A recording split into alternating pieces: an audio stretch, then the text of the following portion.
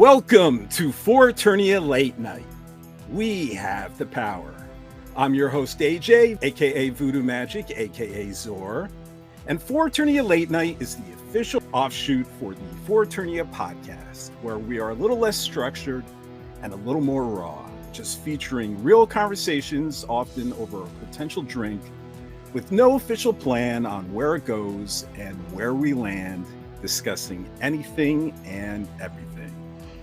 And joining us again tonight is certifiably the nicest guy in the toy community, star of Mega J Retro on YouTube, Jay. Plus this time he brought a plus one, because also with him, who I'm meeting for the very first time, is social media influencer, toy hunter, toy collector, toy reviewer, star of Mad Hatter Reviews on YouTube, Hatter. Welcome, gentlemen. How's it going? Hey. Thanks for having us, AJ. This is awesome. Yeah. How come I didn't get the nicest guy? Well, you don't know that I'm the nicest guy, but I my goal is next time, AJ, if I can get like the nicest guy moniker, because I might be even nicer than Mega J. That's all I'm saying. Wow, that's a tall order there. Actually, when Jay comes on, he makes me say that. So oh, got it. Okay. It's a requirement. Okay. No, Jay is just great, and I'm sure you are too. And I'm just so glad you both are here. And thank you. You know, and I always like to start with what are you guys drinking tonight, if anything special? Because me, I'm drinking gin. I have my Bombay dry gin. They're not a sponsor, but so if I get a little loopy tonight and I have my cup of coffee. But you know, the first time I had Jay on, I asked, and he was like, "Man, I just drink Coke. I'm not gonna be drinking anything special." Yep, that's a J answer. That's a J answer. I can see that. And Hatter, are you drinking anything special tonight? You know what? I have an 18-month-old. And which means that I probably should be drinking, but we have a little pact in the house where the alcohol is only for going out. So I'm just drinking some lame old water. Okay. You know, it's always me getting tipsy, it seems, and none of my guests are ever. Do you guys ever know anything about wine at all? Actually, wine. Like like I wish I did, you know what I mean, because then I'd probably be more fun at parties, you know, like it just I wish I was one of these people that had like wine knowledge, but I don't, unfortunately. Yeah, neither do I, but I do enjoy wine. But you know, I'm paying like $10 a bottle or something like that at most. So none of my biological parents are alive. But my stepmother is, and she asked me to come over and replace the air conditioner in her wine cellar. And before you start thinking like it's a mansion, you know, it's not as fancy as you think. My father, Zor, rest his soul, loved wine, and framed and built himself a closet in the basement, and inserted like a small air conditioner. You know, he cut out a little rectangle in the wall, because apparently you're supposed to keep this stuff temperature controlled, you know, climate controlled. Sure. And but the air conditioner was on the fritz, so I came over and I replaced it for her. And to thank me, she gave me a few bottles of wine to drink. And I was about to open one, and the year it was bottled was like 1989. And and I stopped myself and I was like, you know, this wine is 35 years old and it might be worth something. And sure enough, it's like, I Googled it and it could go for like $150. That's are you still gonna open it? That's my first question. Does it still get opened? I don't know. You know, I mean, you know, I guess, do I sell it, or is it a situation where you wait for a real special? You know what I think you should do, AJ? I think you should get a nice Batman 89 poster and make an eBay sale with, this is the Batman 89 complete set, and you have the wine that came out and a VHS. Dude, I'd pay a few $100s just to get the whole Batman 89 experience, because I was a kid. I couldn't drink wine. I hope I wasn't drinking wine back then. But that would be an amazing eBay bundle, or anything that came out in '89. That's the only thing that comes to my head, though. Wow. You know, I don't even know. Can you sell alcohol on eBay? I don't. Oh, maybe you know. can't. maybe, Yeah. maybe there's a law. I think you can. I think you can. Yeah. You can sell like there's some Dom Perignon is on eBay for sure. Really? Yeah, 200 like 100-year-old Dom Perignon. Yeah, it's available on eBay. I thought that goes under some kind of like drug alcohol. No, I mean you have to declare a whole bunch of stuff. Okay. Right? But it's kind of like selling a car, or I think to a certain degree. Well, I know you can't sell firearms on eBay. No, you can't. I know that. But you know, I think I don't think I could open up a like if I knew. Maybe it's just because I grew up like blue collar, but like if I knew something was $150, I would have a hard time open. Like I'd be like, yeah, it's worth $150. Like I don't think I could do it. No, I don't think I could do it either. You know? I just talked you out of it. No, I mean, and it is a special occasion having you guys on, but you know, maybe but it's not that special. Come on, we're okay. But you know, just have a Coke, have some gin. You were doing that anyway. Yeah, but you know what? That Batman answer is such a toy guy answer. I know. It really is. It really is just like bundle your toys, a Batman '89 toy with the wine. Somebody would buy that, or at the very least, you would get a lot of watchers. Yeah. You know what? It's not a bad idea. I love that. But you know what? I watched your channel, Hatter, and I thought eBay was only for flippers. They say that eBay is only for flippers. I've gotten. You know what? It's funny. So people would be like, "Hey, man, like flippers, like there's this weird." I don't know if you call it like guilt or something like that, but like sometimes people will say something to me and they'll be like, "Hey, you know, I wanted to get rid of some stuff, but I sold it. I didn't go crazy I just sold it on eBay for a bid, so I got what I got." And I was like, and I think because like on the channel, like we trash flippers and like flippers is like a fun thing, but it's like I think, and I said this to Jay before, it's like when we're talking about flippers, I think we're talking about like career flippers. I think we're talking about like the people that like get into Target at like 6 a.m, grab all the stuff, turn around, and then sell it to their fellow man for like a markup. Because like everyone is a flipper by definition. Like if you have a 10-cent Spider-Man #1, if you sell it for $1, you're a flipper. So like that's not a fair that's not a fair assessment to brand the moniker of like flipper. When we're talking about it, it's more like the fun of like somebody said career flippers, and that's the best way that I can interpret it. It's like I'm going to try to specifically get limited edition items. I'm going to go into Target, I'm going to Walmart, I'm going to buy up all the stock, and then I'm going to turn around and that's going to be my career. And so those are the ones that we kind of like, we bust their chops a little bit on the channel, but everybody has flipped something because you have to. Like if you're selling old stuff or even if it's new stuff, I mean, unless you're like just giving to charity, you're flipping, you know what I mean? Yeah. Let's discuss this for a second. Separate from your sure. Enterprise.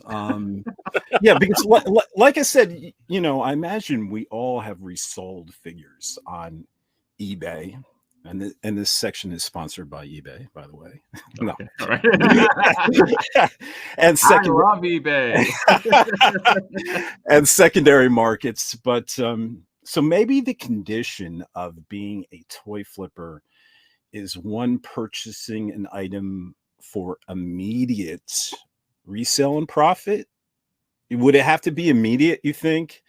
Meaning one doesn't meet the criteria if you buy two figures, one to hang on to and the other to sell years later in the hope it will increase its value with time? I mean, what do you think that criteria exactly? I think that's a great point, and I've had this discussion a few times. I always think that there's an element of gray to this, okay? Because like you said, it's like if you get, you know, the Mirage Teenage Mutant Ninja Turtles #1 and you sell it for anything over what it cost in the 80s, technically you're a flipper. But yes, I think that one of the criteria I believe is like if you're like a collector, okay? If you're somebody that genuinely was collecting or is collecting these things and you bought something and then you want to sell it. The immediacy, I think, is the trick. It's also when it's a limited item, knowing full well, like let's say San Diego Comic-Con, you're waiting in line for Comic-Con, or you're trying to get something online, and you know that there's like 500 of these items, okay, and you buy 2 of them because and they sell out like this, and you buy 2 of them specifically because you're going to just flip that other one. That to me means you're a flipper, versus you bought one for maybe yourself, or you bought one as a collector. And even if the next day you're like, you know what, my car broke down, I got to sell this, I got to get rid of it. I think that doesn't, to me, that doesn't scream like you're a career flipper. But there are people that it's like, this is going to be my career. This is like the way I'm going to make money. And I think intent is a big part of it. I think if you're a collector, that's a big part of it, versus like, you don't collect anything, you just get stuff to flip.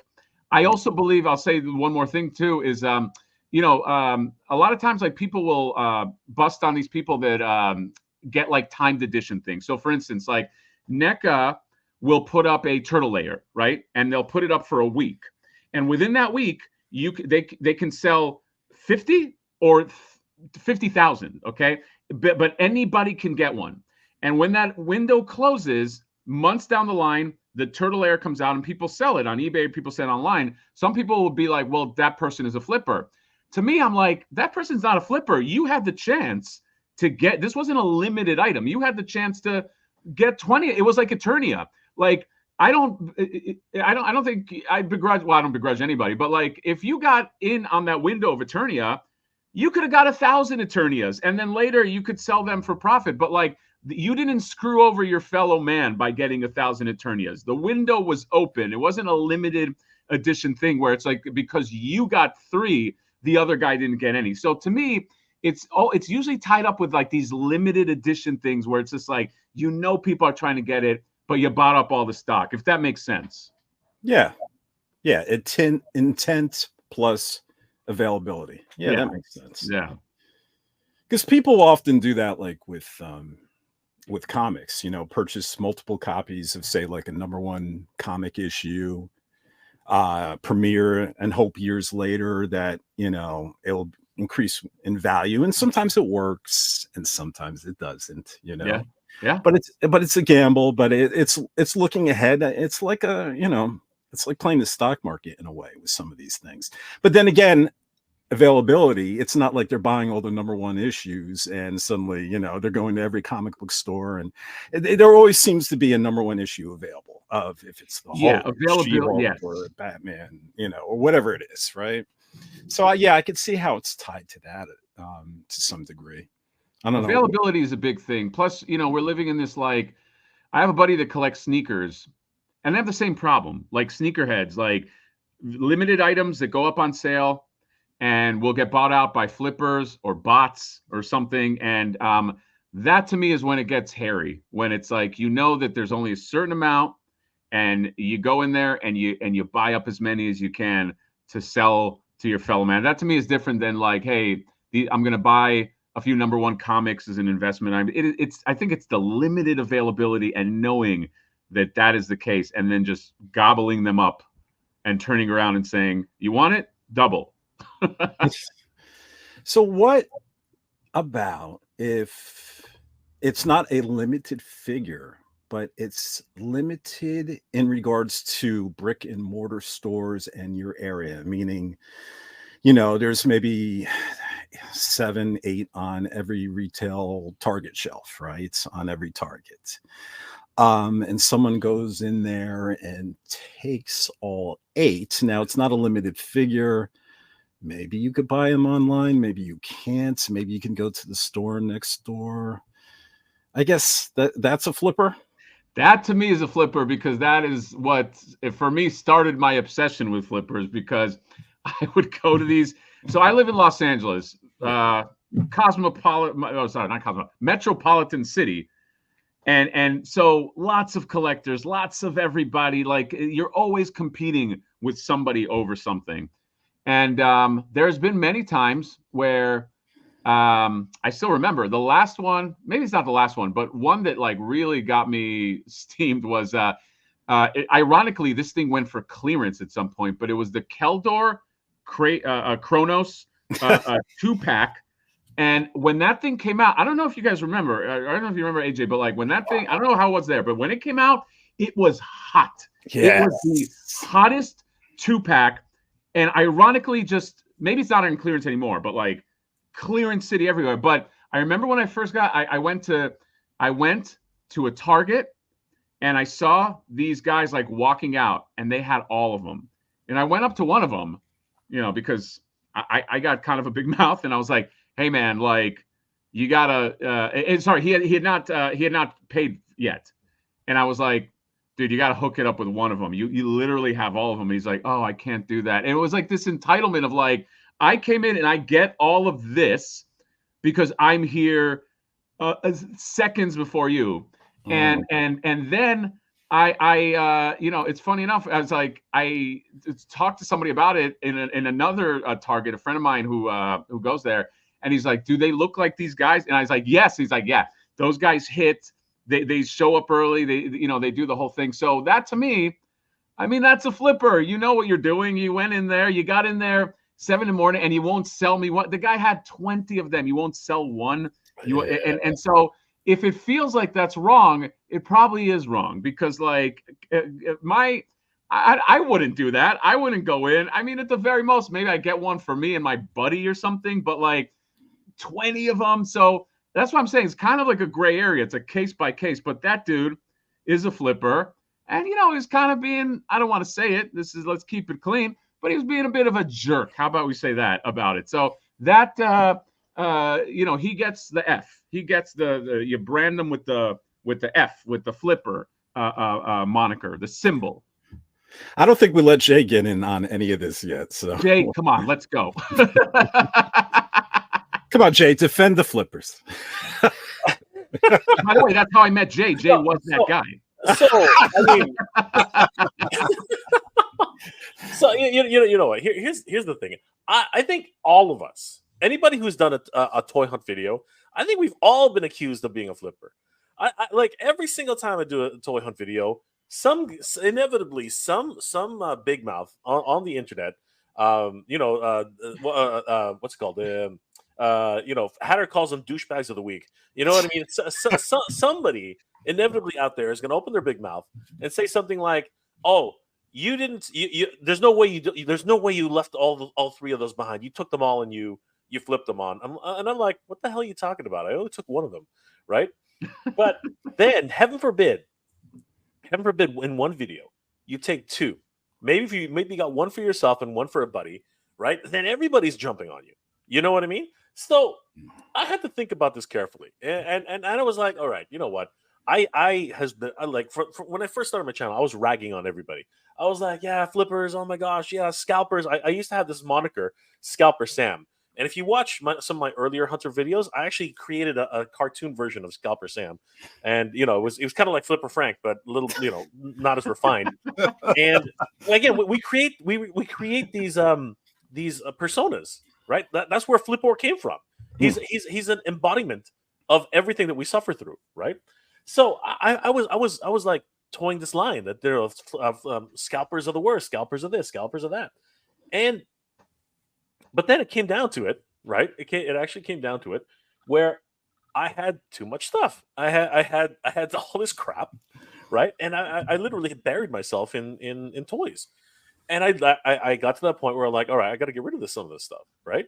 So then, heaven forbid, I actually go to a toy show or I put something on eBay, and of course, somebody's gonna call you out on it. Like there were guys in my Hunter group, and they were like, "Did you just list this?" I'm like, "Yeah," and they're like, "Oh, okay, just checking." And I was like, "What the hell? What is this?" It's like it's like pressure. It's like pressure. It's like, you can't list that. You know, why did you sell it to us first? That's the worst part about it. You know, your freaking Hunter groups or your friends or the people you associate, they want it first. The mofos, they want it first. There's the problem. Okay, and they don't want you selling it for. And there's the other problem. They don't want you selling it for a profit, right? They're like, oh, you should just sell for what you paid for it. Here's the thing, okay? And I'm gonna put it to you this way.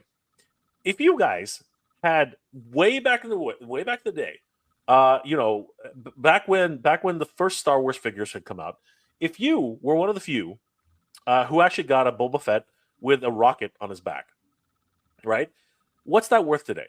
That's like $7,000-8,000, maybe 10 grand, right? Would you, ethically, right? Because everyone's like, oh no, you should only sell it for what it was actually worth, what you paid for it. Would you ethically, or would anybody seriously be selling that thing for the $299 that it was worth back in like 1981? Seriously, the answer is no. Nobody would be stupid enough to sell that thing for $299, right? Unless you're going to donate it to a charity or something like that, right? No, you would sell it for fair market value. So here's my thing about flipping. Okay, here's my thing about reselling. I believe that everyone is entitled to sell whatever they want, and I do actually believe that they're entitled to sell it for whatever price they want. Here's the difference. Okay, here's the difference. There's a difference between somebody buying something, like for instance, well, I don't have anything within reach, but for instance, let's just say, oh, okay, I should do. This guy's same situation. Okay, same situation. This guy was peg warm. Sorry, this guy was nowhere to be found when he first got announced. Right. Nobody can find this guy. This right? is the Origins Mossman. Yeah, this is the Origins Mossman, right? The Origins Mossman. Nobody could find this guy, right? People were flipping this guy for like $60, like $60, $80, $100 at one point. Yeah. Right. But inevitably, just like Keldor and Cronus, just like all Origins figures, except for freaking, I said freaking, except for freaking Duplico. What the heck is going on with Duplico? They have Duplico is like unobtainable. Like he for whatever reason, South America got Duplico. There are thousands. I don't know if you guys have seen the pictures. There are thousands of Duplicos in Mexico. Okay, Mexico has thousands of Duplicos, and none of them are coming up here. So here's the thing: Duplico is still selling for like 90 to, on average, $80 to $90. It's absolutely nuts. But as I said, ethical selling. And this is what I mean by that. If you grabbed, for instance, Mossman here, and you took all 20 of them, right? And this has happened to me. I've actually had it on a toy hunt once. And you immediately list them on eBay for $100 each. Okay, now you're a flipper. Okay, because what you're doing there is you are marking up to unreasonable levels, and you really want to you want to flip them as quickly as possible. You want to get a profit. Okay. In effect, it's a capitalist system. Everybody, it's fair game. You can do whatever you like. Anybody who buys it at that level is whatever, right? But the way I feel is, if you're going to be selling on eBay, now this is an eBay situation specifically, but if you're going to be selling on eBay, I think you should do it ethically. And what do I mean by that? The way I look at it, you should, if you did the hard work, you went out, you found the Mossmans, right? Let's say you picked up 3 of them. Let's say you picked up 5 of them, whatever, right? If you decide, okay, I'm going to put this up, I paid $40 for it, right? Because that's what crazy price, right? $40 for a Mossman. Okay, I'm going to put it up for $60, but I'm going to put it up as a bid, right? So you start at 60, which is what you want people to buy it. But then somebody says, okay, well, I want it better. I want it more than the next guy. I'm going to put it up at 70. Then somebody after that says, no, I want it 80. Then all of a sudden somebody puts it up and I said, no, I want it 100. And the market decides how much that's worth, because the people are willing to bid up, bid up, bid up, bid up, bid up. If you get into a bidding war and you actually, heaven forbid, get to sell it for $120, the market has spoken, right? So that's what I mean by ethical selling, right? I don't believe that person is necessarily a flipper. Now, they could be in their hearts. I don't know. They could be that kind of situation. But when the market has spoken, the people are actually bidding it up. I have no control over that. You know what I mean? Like that's somebody, like everybody else decided to bid that up. You know what I mean? So I'm going to go ahead and share a small tidbit with you guys, and it's probably going to get me crucified eventually. But don't get crucified until after the campaign. Go on. I know, exactly. we need to get this thing in. So I was at SDCC, I guess, back in 2018. Sorry, 2018. I was at SDCC in 2018, and I lined up for like 2 hours for one of those exclusives, literally 2 hours. And it was like a lottery system. Like even when you got to the front of the line, there was no guarantee you actually got it, which was BS. Okay, total BS. All right. Out of the 3 of us who got up there, two of us got this thing. Okay, I'm not going to tell you what it is because you really are going to crucify me. Anyway, we got this thing. By the way, just for you two gentlemen, it was only this big, so you can pretty much figure out what it is. It's a figurine, by the way. Okay. So we get this thing, and I didn't know how popular it is. I knew that these things are popular. I didn't know how popular they were. So when I get back, because again, San Diego, Canada, I get back to Canada. And I'm just sitting there looking at, and I think I told somebody about what it was, and all of a sudden people were like calling me, and they're like, "Do you know how much that thing's worth right now?" I'm like, "I don't know, $10 because I got it for free." They're like, "Dude, it's going for $300 on eBay right now." I think I know what it is. I know you know what it is now. No. I think I know what it is, but go on. So I was like, "Get the hell out of here." And they're like, "Yeah, no, it's going for $300 right now." I said, "This little thing is going for $300." I said, "Why?" It said because it's got SDCC 2018 on the package. I'm like, "You're kidding me?" And they're like, "Yeah, that thing's going for $300." I was like, "That's freaking insane, right?" So I sat on it for a while, and inevitably, and this is another reason why I came to this conclusion. Inevitably, I was like, I got into a situation. I needed some money, so like, okay, what can I sell? The quickest cash I could think of was this little thing, and it mailing it out costs nothing, right? So I was like, all right, what the hell? I'll put it up on eBay, and I put it up for $100. I think that's way over what it actually is worth. You know what I mean? I just wanted to see what would happen, right? And I shit you not. Anyway, I kid you not. I kid you not. Yep. You can edit that one out, AJ. No, we're good. I kid you not, guys. I kid you not. After the 2 weeks that I had it up for there, $350. Wow, it went up to $350 Canadian. Canadian. So that was about $310 US, something like that. You got this for free too. Yeah, I got this for free. Well, I wasted 2 hours of my life to try and get it, but yeah, I got it for free, right? So yeah, I sold it for that, and it wasn't even in North America. It was actually somewhere in Europe. It was absolutely crazy, right? Now, do I feel like I scalped somebody for that? I don't know, because the average price it was going for was $300. I listed it at $100 to see what would happen, and it went all the way to $320. Right? Again, you guys can say whatever you will in the comments, but I let the market decide. You know what I mean? I allowed people to decide, this is what I want to pay for this thing. No, but I think anybody would have done that. So, but that's different to me than like a career flipper. You know what I mean? That's not a guy who, you know, got into a place in the morning, bought up all the stock, or used some bots to cause an online sale and get, you know, 200 of them. You won something, you got something, and you sell, and you sell. And by the way, even if you are a flipper, it's not a crime. No, it's just a fun. It's just a fun thing. Here's the thing. Yeah, I do want to just say that's like people will take it real seriously, especially on my channel, because it's like it's just a fun part of the hobby. Yes, it's frustrating, but it's like the frustration doesn't like vacillate for me to like murderous rage. You get upset sometimes and then you move on. Okay, so if that's what you do, you're not a criminal. At the very most, it's just annoying, you know, that like somebody bought up all the stock and now I gotta buy that. But like, you know, I want to say that too. It's like, if that's your career, if that's how you're making money, look, we are kind of like, you guys ever see the Looney Tunes cartoon where it's the sheepdog and the coyote and they punch in and they clock in and then they got to fight each other?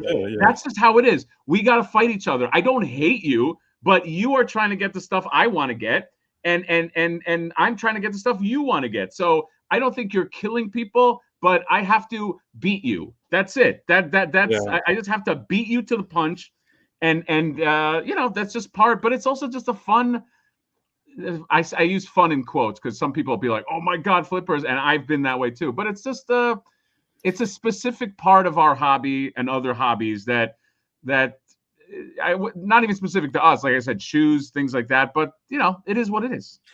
Jay was mentioning Mossmen, and I do have to think sometimes we're our own worst enemies, where we need it right away. We got to have it fast. You have this itch to scratch.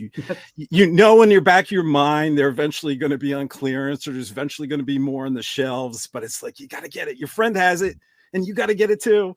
And you have a spot right on your shelf for it, and you can't wait to get it. And it's a mad dash. And then it's that, what is it? The turtle against the rabbit, right? The turtle, slow and steady wins the race. And for some reason, I wish, honestly, AJ, I wish people understood that, like, or understood that in the heat of the moment, because, like, it's like, there is this, like, I gotta lock it down. But you're right. For the most part, there are things that sell out and they never come back again.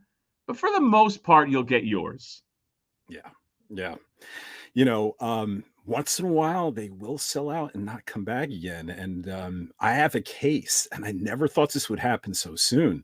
I'm not sure if you guys are aware. It appears like the most valuable Masterverse figure right now is the new Eternia web store figure.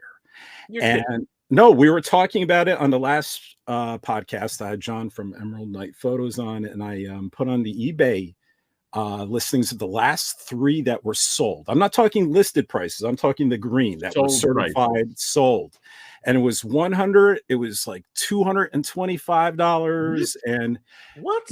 Yes. And I don't know if it was my favorite figure of the year for 2023, but it hasn't even been a year old. So I'm not sure if it's demand or supply. Isn't the web store fairly new? Yeah. He just got released I know it was announced a while ago. Something like 6 or 8 months ago, I think. Wow. It was ridiculous. You guys could look on your phones. It's just I gotta look this up, because that's one of the ones that I got a short list of ones that I'm like, okay, keep an eye on, but maybe don't purchase now. And so let's all go to eBay here. Because I haven't checked since that podcast. Web store, Masterverse. Oh my God. Wow. Yeah. So, and look, web store happens to be my favorite Masters of the Universe character. So I have 3. You have 3. Good for you, buddy. So I have 3. So the day I sell like 2 of them, say like, I got to downsize or what have you. Yeah. I mean, I guess I could be accused of the same thing, but I never expect, it was out of love for the character. It wasn't because I thought I was going to make money on this particular figure, Yeah, I mean, but that's also goes back to like intent. You know what I mean? Like, and I guarantee you, when you bought yours, there wasn't a mad dash to get the ones you got. Like, you didn't probably like buy them under like I don't think like you walked into a Target and like early in the morning just picked them all. Like, I doubt it was that with the intent to sell. No, I had bought 2 at one time, and then I had bought 1 more because I wasn't happy with the packaging. So it was like the 3rd time it was still available at Big Bad Toy Store, and I was like, you know what? Let me pay extra because I want one pristine. And maybe that's wrong when we come to think of it. I mean, we could pay a little extra from a retailer to get a package in very good condition. Right. And I never actually thought about it until I'm speaking it now. Maybe that is in the Flippor genre in a way. I mean, you figure, I know with mass distribution, it's hard to get, perfect packaging to begin with, but to pay extra for that service from I don't know. Maybe it's fine. No, it's not. There's a whole industry on that. I mean, there are stores, right? There are online stores and retailer stores who guarantee, like even Entertainment Earth has a mint and package guarantee. Yeah. If you don't get your package, they're very good about that. Yeah, if you don't get your package mint, all you got to do is call them up and they will replace it for you, right? That's actually their guarantee. So I mean, there's a huge market for that. There are people. So just like this has come up recently in the video game industry. Mint and box is like, and graded is the thing. right now, right? For any collector, graded eventually will become the thing, right? I mean, that beautiful Eternia behind you, right? That I'm so jealous for. Anybody who has the original from 1986 or 87, whatever the year it was, if it's mint in box, you're looking at like tens of like $10,000. You know what I mean? Like it's a ridiculous concept. But even loose, if you have all the tracks intact and unbroken, uncracked, you're still looking at $2,000-$3,000 just for the set alone, complete. You know what I mean? But it has to be complete. It's got to have the fifth, the ray. It's got to have all the tracks intact. It's got to have a working tram. It's got to have all those things, right? And trying to piece that out is just insane, right? The flags alone, right, intact. It's just absolutely ridiculous, right? So it doesn't surprise me. Yeah, that's the whole. I think the Thundercats layer is the same thing. It's like it's those little pieces that you need to, because if you're spending that kind of money, you want to make sure it's like this is like the complete thing. And I know dude, I know a guy that this is with Cat's Lair, but he has been piecing out years, I maybe 5 years, like, oh, I went to this place and I got the flag, and I went to this place, and like I don't know how we got on that subject, but like that's definitely a thing, like just the but in his case he just wants it complete, had nothing to do with flipping, or I mean, obviously he might at some point, but yeah. I'm so impressed with someone's patience. Yeah, they could do that for years, and like I know, I don't think I could do that. I couldn't do it. I would want it now. I'd be like, I give myself a week to get everything I want, or I'm gonna just go crazy. It's for something like a Grail, though, right? The Grail items. Yeah. There's that idea, right? That hunting down a Grail is kind of like you feel like you're Indiana Jones. You know what I mean? Like you're finding these archaeological items. You know what I mean? Like how many times have you been to a toy show, right? And you just see these guys rummaging through, the bins, right? Who rummages through? I don't rummage through bins. You know what I mean? I just can't be bothered. I'm into the new retro stuff. You know what I mean? Sure.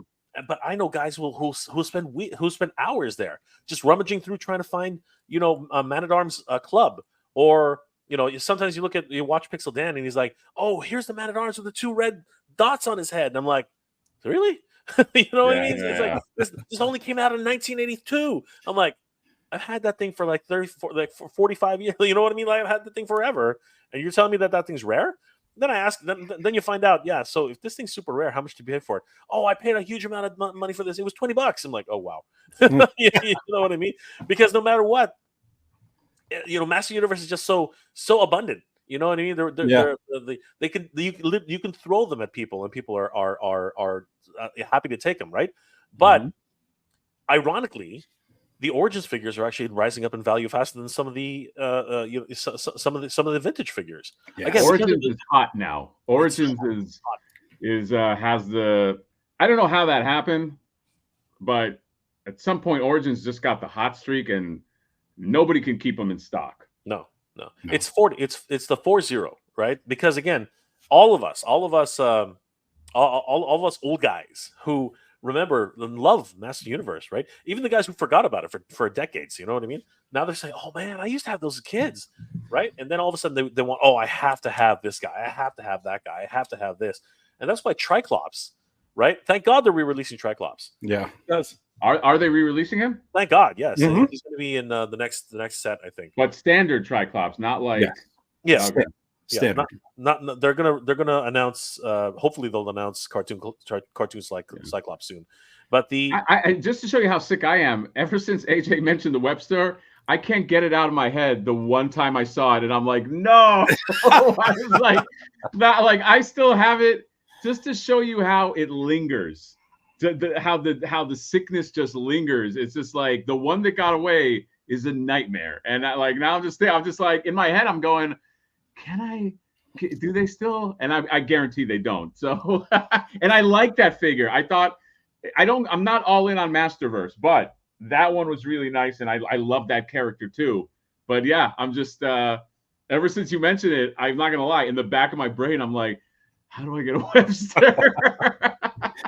You know what? You gotta grab Mr. H and tell him to head to the Mattel store, because I know, because I'm every in now and LA. then, I can go to the Mattel store. dude, go over there, man. I don't think they'll. I mean, if it's as rare as that, I feel like that store probably. Sometimes people don't realize it, right? Oh, and I heard that I don't know if it's is there a Fisher Price store? Because I heard that they actually have some Motu there. I don't know. I don't know. I don't know.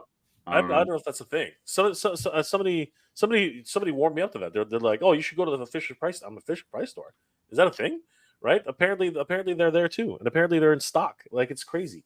So, it's crazy what skyrockets and what doesn't. Right? It's and again, why Duplico of all the freaking things? Why is Duplico? I think with Duplico, it's rarity, and then that rarity got out. Like because when people know something's rare, they automatically just like it. They're like, oh my God, I got to get the rare. And because I got a Duplico, I don't give a crap about Duplico, but I was like, oh my God, it's a rare thing. And I saw it. My buddy got 2 of them, and I was like, yeah, I wanted to, but to me, it was simply a rarity play. It was $20. It was a negligible amount of money. You know what I mean? And I just got it. So, I have to wonder, you were talking about how popular Origins is, almost how surprising it is. And perception is reality, like when it comes to Mattel Creations website. We have Origins, what's the latest? Sy-Klone, right? And then we have Masterverse Snout Spout, right? And Masterverse Snout Spout has not sold out, and Sy-Klone sold out. How many hours did that take? I think an hour and a half or something. No, it was about 2.5 hours. 2.5. Oh, 2.5. Okay, 2.5 hours. So perception would be, wow, Sy-Klone was a hit and Snout Spout was not. And perception is reality. Like, one sold out, one didn't. But they could have made 5,000 of the Sy-Klone and 10,000 of Snout Spout, and they both sold 5,000. Right. So I wonder, it clearly seems like with the Origins figures, they're not making enough, especially when they sell out super fast. Yeah. Like Rock On, right? Yeah. And then with the Masterverse figures, are they making too much? They're clearly, if they keep making both lines, they're clearly making money in the figures. Otherwise, they would have dropped them like the kids CG. Right. Yes. So I'm just curious in regards to, why aren't they making more Origins and why aren't they making less Masterverse? I mean, I'm really, this is the behind the scenes stuff I wish I knew. Maybe you have a point. It's like, I wonder if they make equal amounts of these things, or at one point they did. And I understand why Origins, and I'm not gonna lie, I didn't understand it in the beginning, because to me I was like, these are so close to the 80s. Why am I getting this when Masterverse or things or I just came off of Classics, where it's got beautiful articulation and sculpts and modern, why? And then I was like, you know what? I'm an idiot. It's genius. It's what you knew with modern articulation, modern sculpting, and I was like, that's why. And I don't know if this is a ploy where it's just make them just enough where it's under the perceived demand, so you get something that feels like it's a hot, it's like a hot item. Maybe, I mean, toy companies are known for tactics. Sometimes that could be a tactic. I don't know. And it's a shame, because I have that Snout Spout. I just opened it up today. It's a nice figure. Yeah. It's a nice, he's got his snout hinges at 3 places. It's pretty. It's 5. Oh, is it 5? Okay. Yeah. I missed I just did a quick sweep on him, but I mean, that's the best Snout Spout there is, right? Yes. And I like the artistry behind those. I like that. I like the modernization. I love that new trap jaw, the new Masterverse trap jaw. He's one of the best trap jaws. But it's got to be frustrating in the Mattel offices, because then you have these really simple figures that come out and they're selling like crazy. And it's they don't take, not to discount the work that it takes to make those, but I mean, they don't really have to go to the drawing board like they do with Masterverse. I mean, Snout Spout is a from the ground up, newly designed, newly articulated figure, and he's not selling as well. So yeah, I mean, I don't think that answers the question. Maybe but yeah. he is. That's what I mean. Maybe he, yeah. It's so. Maybe with a figure like that, you have to make more quantities to lower the cost. You know, something with that much articulation, that much packaging, and so forth. And maybe with those kind of figures, the long game works. Yeah. I don't know. You know, I would go ahead. There's something to be said about price, though. I mean, like, so yeah. Here's the thing that we have to consider as well. You look at what happened with Wun-Dar, and actually the genesis of Flippor, right? Wun-Dar was one of those things which Mattel was just dumb. You know what I mean? They were just really stupid.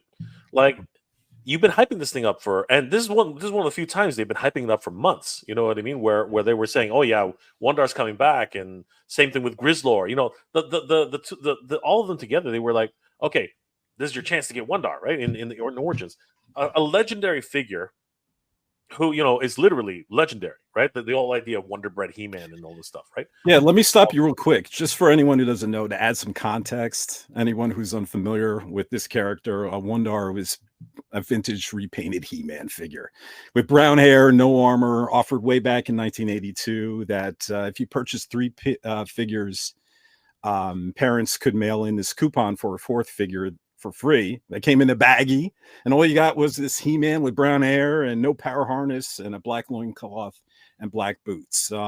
They thought the coupon came with Wonderbread. Turned out not to be true, but that's where the name came from. Wonderbread, Wun-Dar. But go ahead, Jay. So yeah, and of course, you know, Scott Knight took that concept and actually created the idea of Wun-Dar, right? For classics, right? And he came with bread. Yeah, exactly. Yes, it's true. It's true. He came with bread, plastic bread. Oh, and didn't he have the Wun-Dar symbols on the back? Yeah, he had the one on the back. Yeah, the Wonderbread. The dots. The dots. And that's the whole thing, right? It was that you know, it was a legendary idea. And then, you know, you fast forward you know, some 20 plus years, and well, more like 15 years, and they decide, okay, for the 40th anniversary, we're going to release Wun-Dar for the first time ever, right? And actually acknowledge that Wun-Dar is a thing, right? Outside of classics, right? And then basically they're telling everybody, yeah, this is your chance to get Wun-Dar, blah, blah, blah. And Wun-Dar is an easy character to make. He's He-Man. He's got like Zorak straps. You know, he's got one sword and a shield, right? Easy to make, as you said, right? So you think that with a character like that, you'll be printing like tens of thousands of this guy, you know, like you know, 20,000 of this guy, because you know the fan base is going to go after it. What did they do? They probably only printed the MOQ, maybe like 10,000, and that's it. And what happened? That freaking day, Hatter, myself, Jay, everybody and their freaking cousin, you probably, AJ, we all tried to get on that. What happened? 3 seconds later, gone. Freaking gone. Here comes Flippor from the side, blindsides everybody, using all his freaking bots, gangs up on everybody, and freaking like destroys every single iteration, right? And literally, the Hatter has a dream, a freaking fever dream, or whatever the heck happened that night, and he drew it the night before and actually showcased it to the world. And there you go. All right, hang on. I have this drawing for anyone who's watching on YouTube. I hope you don't mind, Hatter. Please. Everybody's going to see my stellar art. There it is. Hey, you're a talented artist, man. Don't knock yourself. Seriously. And so this was, for anyone who's watching YouTube, this was the image that, man, I mean, is this karma? Is this fate? After what? So Hatter did this video where, you know, he does this live video where he's going to do a purchase video and hopefully get the figure. And there's a lot of pressure that, as all toy collectors know, you know, and buying a exclusive figure, there's a lot of pressure. Are you going to get it? You know, is it going to be sold out by time, you know? And of course, he didn't get his Wun-Dar figure, at least not at first. And then in the same video, you go ahead and show us this image of this, like, what was this? It came out of a fever dream? Yeah. So so I had been. This is coming off the heels of like getting shut out. I would say on a few things, AJ. Like it wasn't just Mattel Creations. There was a precedence that was here. I tried to get. I don't know if you collect Mondo at all, but there was a beautiful. I still really want this, but it was a Mondo Scare Glow. I love Scare Glow, man. I know everybody loves Scare Glow, but I really wanted the Scare Glow, and I got shut out seconds. Just sold out like this. So there was like this precedence, and I'm well aware that a lot of people were watching those videos because they wanted me to fail, because they wanted me to lose, because it's funny. You lose out on a thing, you curse, you whine, so by the time Wun-Dar came through, and I really wanted a Wun-Dar because it's just one of these kitschy, I don't know anything about this character. I barely knew the history that you were talking about when you just kind of laid it out. I found that out later, but it was just like a piece of history. I was like, I just want this. But I had this bad feeling the night before. I was like, flippers are going to take it. And then, you connect the dots in your head and you're like, okay, what if there was he has now evolved from being an Eternian flipper. But like, at the time I was like, what if there was a flipper in Eternia and he came with a scoop and he could flip things into his, yeah, there you go. I had a whole design. You press the arm down, you release it. And by the way, that was the night before. This is not after the fact. I really was feeling it that night. And I was thinking a premonition. What happened? A premonition. A premonition. I was just possessed by something. And he has a golden scooper because if he can afford it, of course. And he's got a dial on his chest, and the dial tells him when his bag is full, and he goes to cash in. And he had his sunglasses. I don't know if you know, AJ, but his sunglasses, when he looks at things, they tell him how much the flip value of something is. So if he looks at your whole collection in the back, it's like a Terminator, almost like POV, where it's like, I can sell this, $30 profit, $20. So I went through a whole thing. I thought it was the funniest thing ever. I was like, I have to share this, win or lose tomorrow. I'm going to share this. And I lost. That's okay. So there was a little bit of, I'd say a little more anger than usual. and that just became, not to transition to what happened with Flippor after, but that just became this running gag where people were like, what's going on with Flippor? What's happening with Flippor? I even went to SDCC and I got like I saw Sam Roberts. I don't know if you know, the media, he's the WWE presence. I did a fake interview, not fake. I said, hey, Sam, can I talk to you? I'm a fan. And I even talked to him about Flippor. I was like, hey, what do you think about Flippor? He's like, what is Flippor? I was like, it's an action figure of a flipper that lives in the kind of like sword and sorcery.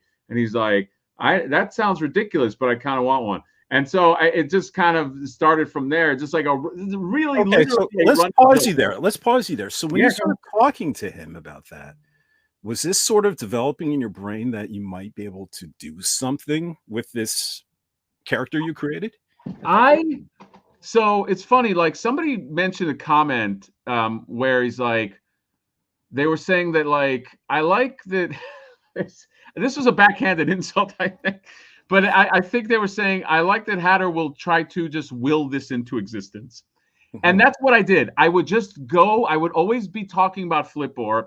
And I got to the point where I would just be saying, all right, guys, Flippor's coming out for sure. Before there was even any interest in making Flippor, I would just talk about Flippor as if he was like a real thing. I would, again, I in the interview, and it's online, I just talked to Sam Roberts about it and go, hey, and he's like, where can I get it? And I was like, details coming. There were no details coming. There was nothing. There's not. And then Ace from Ramen Toys, and he's who we're working with to make this. He contacted Jay to see if we can make Flippor. Now, I will say, at one point, I did have a thought process that like, look, there's a lot of people on the channel that I think would buy one. So maybe I could do a limited run of like 100 customs, no movement, obviously, but just like almost like a mini statue. Like, what do they call those NECA things? Like staction figure. Like I could make a little Flippor staction, and I could sell them. I mean, they'd have to sell high because I'm only making 100, but like I don't know, 100, 150.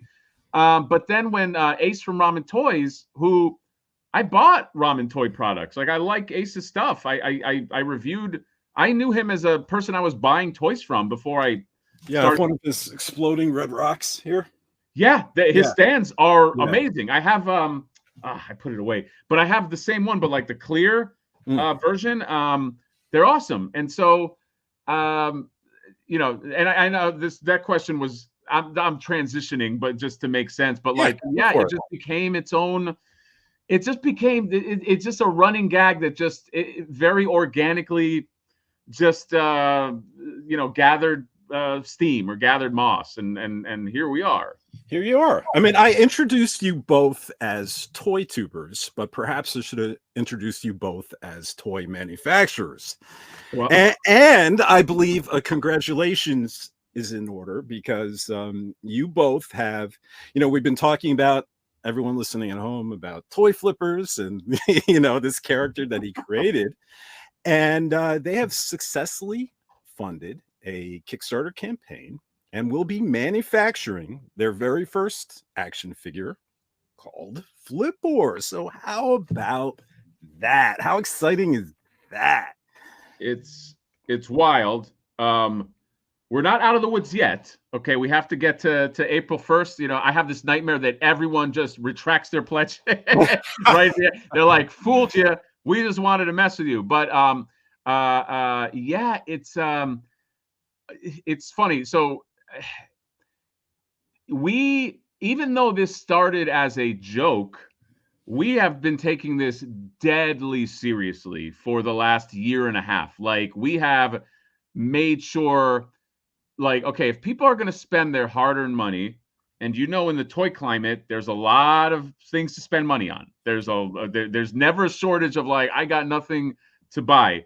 But we really wanted to, like, incentivize people. So we put a lot of work into it. I usually take umbrage with, it hasn't happened a lot, but when people are like, oh my God, you made a joke character and it's just that, it's like, well, let's slow down. It started as a joke, but there is a lot of work. There's a lot of Ace, Ryan from Renders Effects. He's who digitally sculpted this. Like, there's a lot of people that have worked real hard to kind of like make this into like a thing that people would love on their shelves and can go with the 5.5 in scale and just have like a fun, unique kind of like wink at not just like sword and sorcery figures, but also like at our own hobby. You know what I mean? Like it's just like a fun thing that's like, what does that represent? Well, that represents toy flippers and I'm just coming out of a place from, and so is Jay. So I'll speak for you, Jay, of like, we really want this. We want it. We want to own this. Like, this is not we're not like trying to angle to be like, we're going to be the next, you know, toy. Like, it's really just, we genuinely want this. And I think there's a lot of people that just want it too. And so we just want to do something new. It's like, we love the things we love. We love, obviously, like high IP. We love IP that is endured. We love Motu. We love TMNT. We love the stuff we grew up on. But I think there's space to like the cousins of those things, you know, to do something new. And so it kind of came from there. It's like something new, something that's original, but also familiar, I think is what we want to do. I think, you know, I on my channel, I like to flag, one of my favorite things to do on the review channel is I love spotting custom creators. Like, I love that. I love, like, when somebody reaches out to me, it's like, hey, I have this, I did a video for my buddy did it, he called it the Sela. It's a gunner, a G.I. Joe gunner.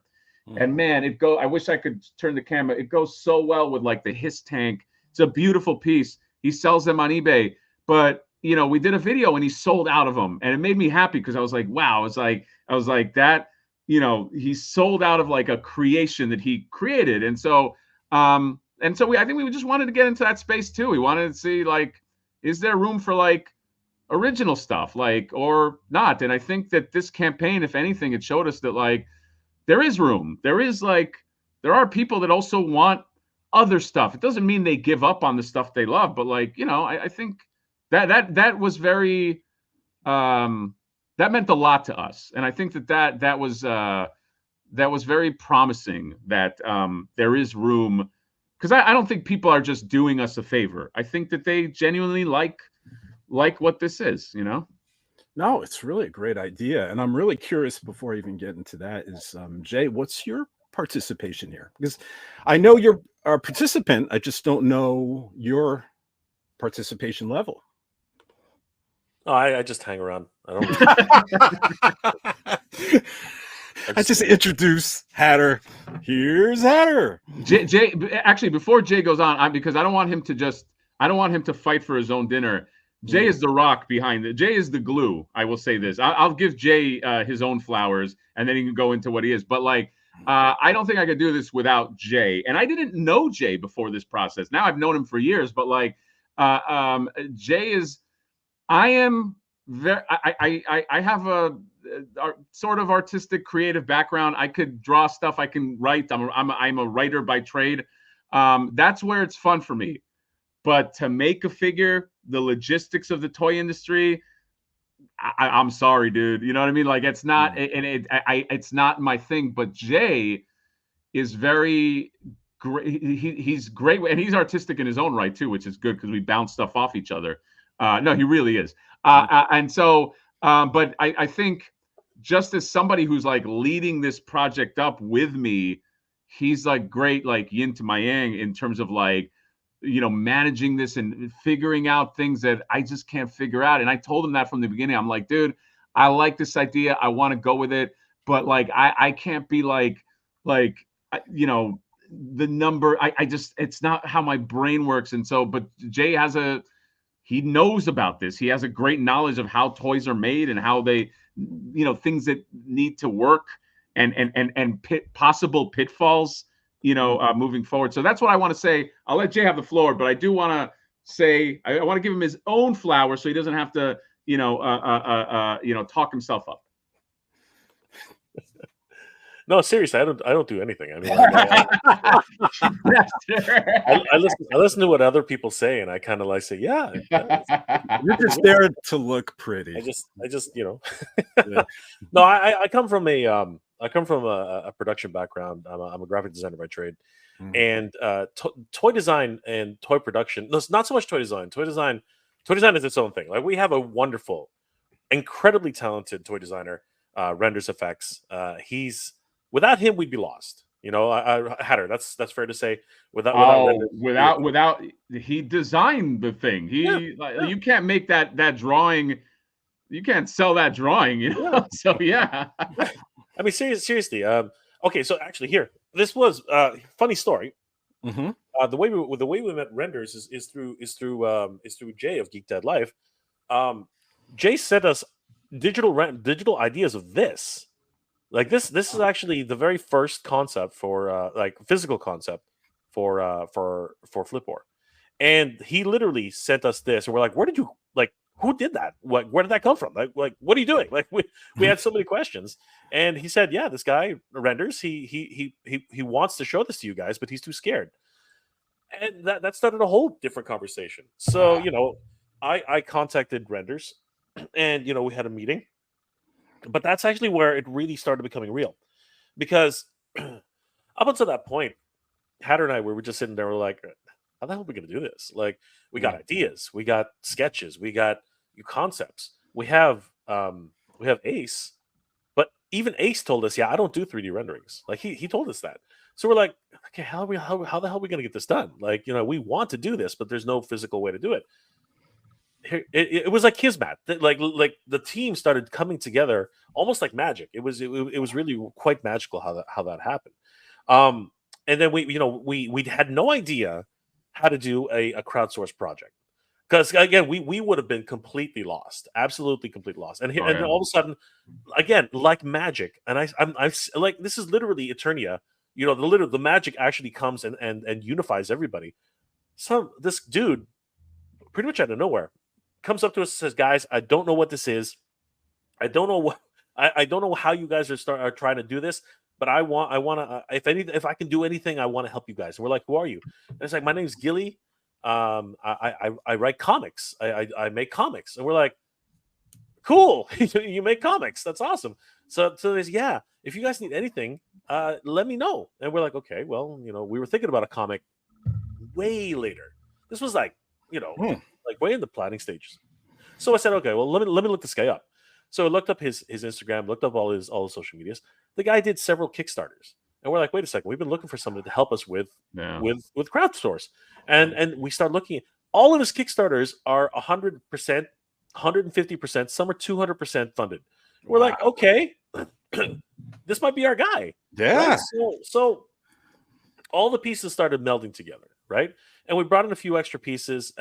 One which we could not have done without is Toy Stalker, and that's all Hatter's connection there.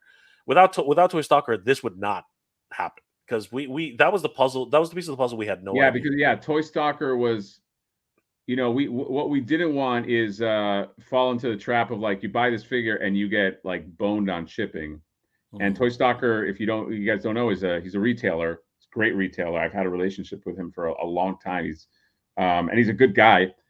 And he's like, let me come on board and I'll cover that part of it. It really was like some kind of Lord of the Rings, where it's like everybody has like a specialty, and it's like, I could do this, I can handle that. And so we just sort of cobbled together like a team of people that were like, everyone has their specialty. I promise. It's like it really was this like Dungeons and Dragons campaign of like, we need an archer. Here's the archer. We need a mage.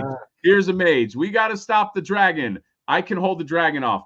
And so Toy Stalker was the last piece of the pie, where or puzzle, where it's just like, if you go through me, you can be competitive with shipping, because like, let's face it, this is going to be a 5.5-inch figure. We don't want people to pay a lot of money to ship this. Like, this is, like, unless you buy a gigantic bundle, even then, like, we should be competitive. And so when we got him on board, he has the infrastructure. I mean, you know how that works. It's like, you need somebody that has an infrastructure. And that was, I think that's what made us sort of turn our keys. And I will say this, we're all just sort of working. This is not a job for anybody. I mean, it's going to be, at least as far as this campaign, like, we will, do it right.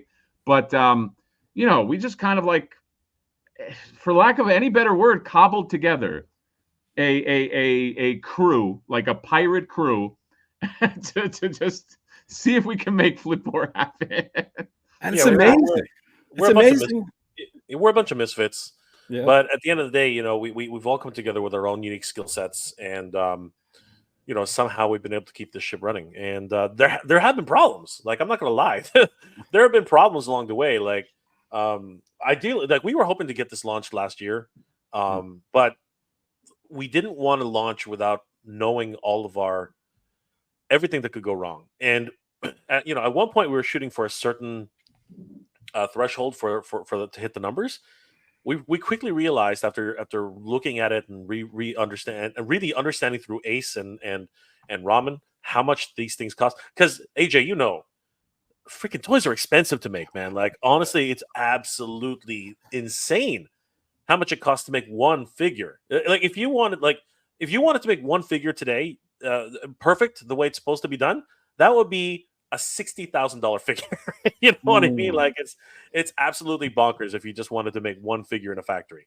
Absolutely astronomical. Yeah. So and there's low quantities. That's what I suspect is behind Dark Wolf, that Fire and Ice figure, which is $100, and it's a great figure, but it's such a high price point, because I think it's just a small niche of people would be I mean, it's funny enough, I have that right here, and but I was happy to get it because I don't know how you guys are. I sometimes, like, the niche stuff is like, and they're making more from that movie. Yeah. So Tigre is next. Yeah.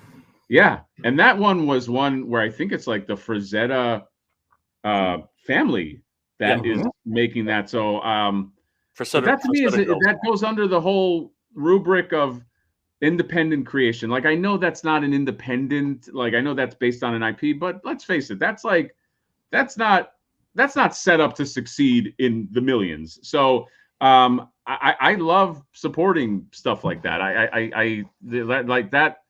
That's fulfilling, and that, like, this little niche movie is like, and it is kind of iconic in its own sense, but, like, I don't know. I think we all kind of want to.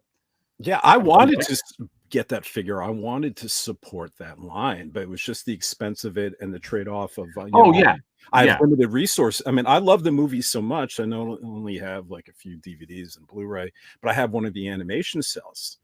Wow. At a time that I still collect animation cells. But then when it came out with the figure, and I realized when I get one figure, I'm going to want them all.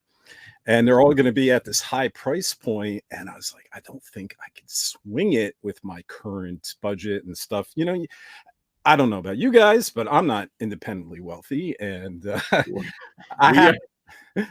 we are definitely in the same. If we were, we would whale this campaign. Like we talked about just on that subject, AJ, because I do want to mention this because this pertains to the campaign. Go for it. This is not the kind of campaign where we were starting it, but secretly we could fund it ourselves, but we wanted to see how much money, which does happen. The little known secret, anybody who's watching, if you know, and again, there's nothing against other Kickstarter campaigns, but it does tend to happen quite often where, you know, there are people that are they were always going to have it back, but they're just trying to see like what they can get.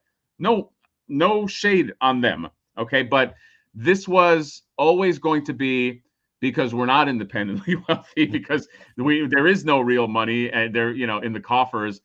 It was just going to be a 100%. I mean, I spent a few $100 on my own stuff. I'm not going to lie, on my own Flippors for myself, but like, I don't think it passed 250 or something like that, or 300. It's just, you know, it sometimes money's tight, you know, you got to pick the thing. So I do want to say that like, this is one where,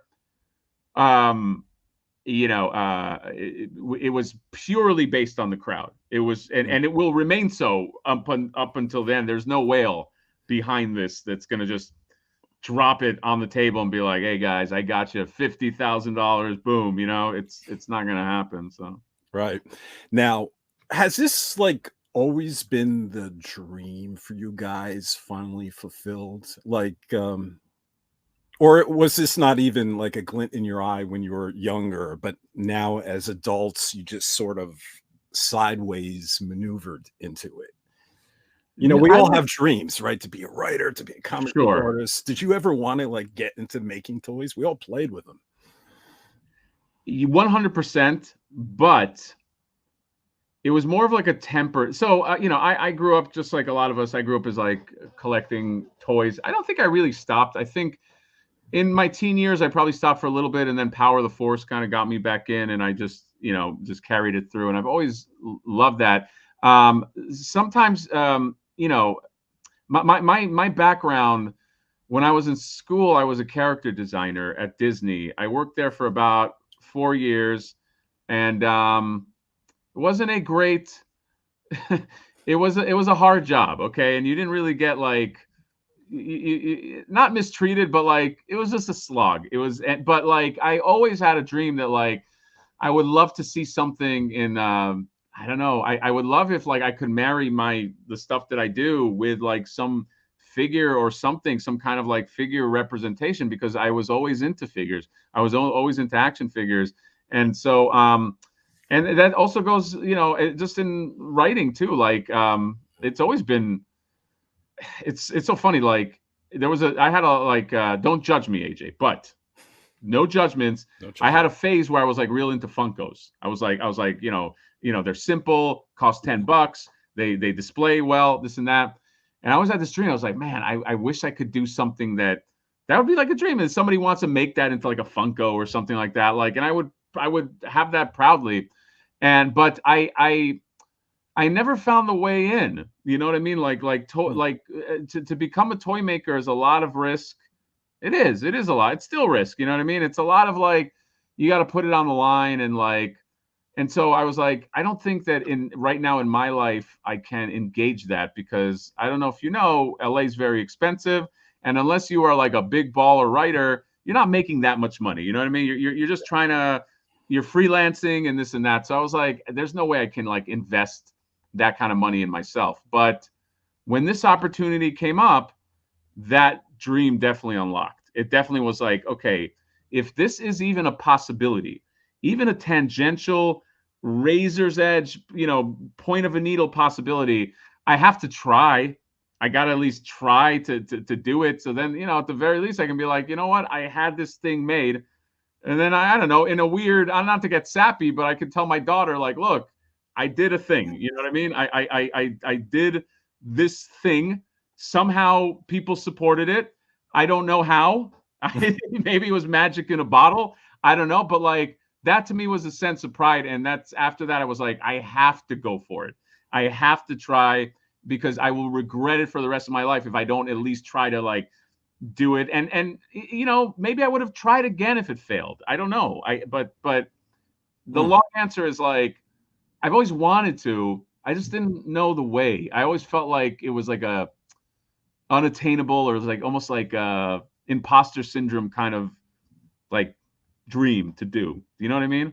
Yeah, absolutely. I mean, and that's why I should probably like congratulate you, because look, creating something new, as you know, and as you're a creative person, so am I, and I had many lofty dreams, and most of them didn't take off, not the way I imagined them.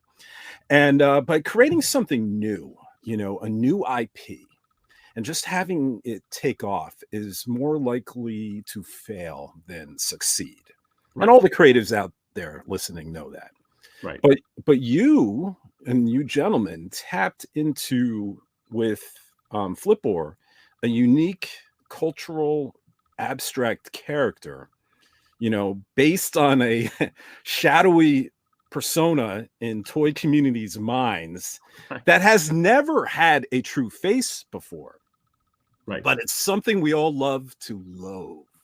Right. And somehow, I love that quote. I gotta use that. The character you love to loathe. That's actually very clever. It's yours. There you go. It's my little contribution in the. I seriously love that. Please feel free. You have the right. You have the rights now. It's with your permission, my friend. My permission. Yeah. It's allow me to join the fellowship, if just a little. Please jump on board.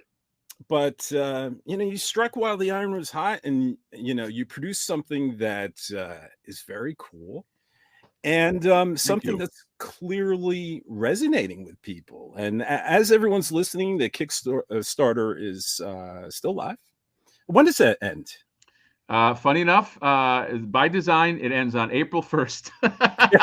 At April 1st at 9 a.m. PST. So a Pacific time. And we just thought that was a perfect time to do it. And just to expand on what you were saying too, AJ, it's like, as a creative, I think you know this and I know it. So I've had a lot of jobs in the industry. Character designer. I did a few comics. I did a Gargoyles comic. I wrote a lot, but like I have failed many. Maybe you don't call it a failure, but like I have, as a creative, you just land on your face a lot. Yeah. Like you just like I wish I could have been one of those like wonderkins where it's just like you do the first thing, takes off. It's like, people say you're a genius, this and that, blah blah. That was not my experience as a creative. There's a lot of failure, a lot of like almost. Oh, you almost did. I talked to this person. They want to do it. Oh, you know what? They fell out, this and that, blah, blah. It really is just kind of like a perseverance game. I would say, at least it was for me. I just like the idea, if not for nothing, just the idea that like, if you just keep putting stuff out there and just try to see, this is another one of these. This is one of a few irons that we just put out there just to see. And this one, I think, it landed on somebody's radar, because like you said, it's like you put a face to something that people knew. But like, I love the idea. I love the story of like, like an independently trying to do something, and you know what, it can find an audience, and still to this day and age, because like, dude, we're so inundated with remake after remake after sequel after let's remake, and look, I'm a customer for those things too. I don't know how many Turtles I bought. I don't know how many He-Man, like I still buy them, but like I think it just says something to be able, even in this space, to like, I don't know, find like those little patches of like, oh, here's something new. Let's go along on this ride because that'll resonate with me, you know? Mm-hmm. Is there plans, if this is as successful as you hope it to be, to like, expand the world? Yes. So just on that note, so we have a comic book that we want to include either in digital version or hopefully in physical version of like a 10-page comic book that kind of like introduces Flippor. But in the comic, there is some world building. Okay. And if you look at a lot of the items that are in our Kickstarter and you read it and you go through the videos on the channel or on my channel, there's a lot of lore. There's a lot of people have said, wow, I thought that this was just like a dumb design, but there's a whole story here. And there is, like, yes, it's tongue in cheek, and yes, it's funny, and yes, it's about a flipper in like a sword and sorcery type world, but like he's part of a line. It's part of a line called the Champions of Neferity. Okay. Is that a word? Is that a word? No. Well, I was going to say we're well aware Neferity is not a word. Okay. Nefariousness didn't sound good. Okay. So we said, let's roll with Champions of Neferity. And Neferity, by the way, is the land that they live in. And it just tickled me pink that we can now call this the con line. And at some point, if there's ever a convention, we can call it Con. And but yes, there is a world here that we are building up with an empire, a good, a bad. Now, Flippor sort of represents the Flippor character is more of like a Boba Fett type character in this world. Like he's looking out for him. He's like he doesn't belong to any side, but he's looking out for him. But we did also introduce on Monday a villain.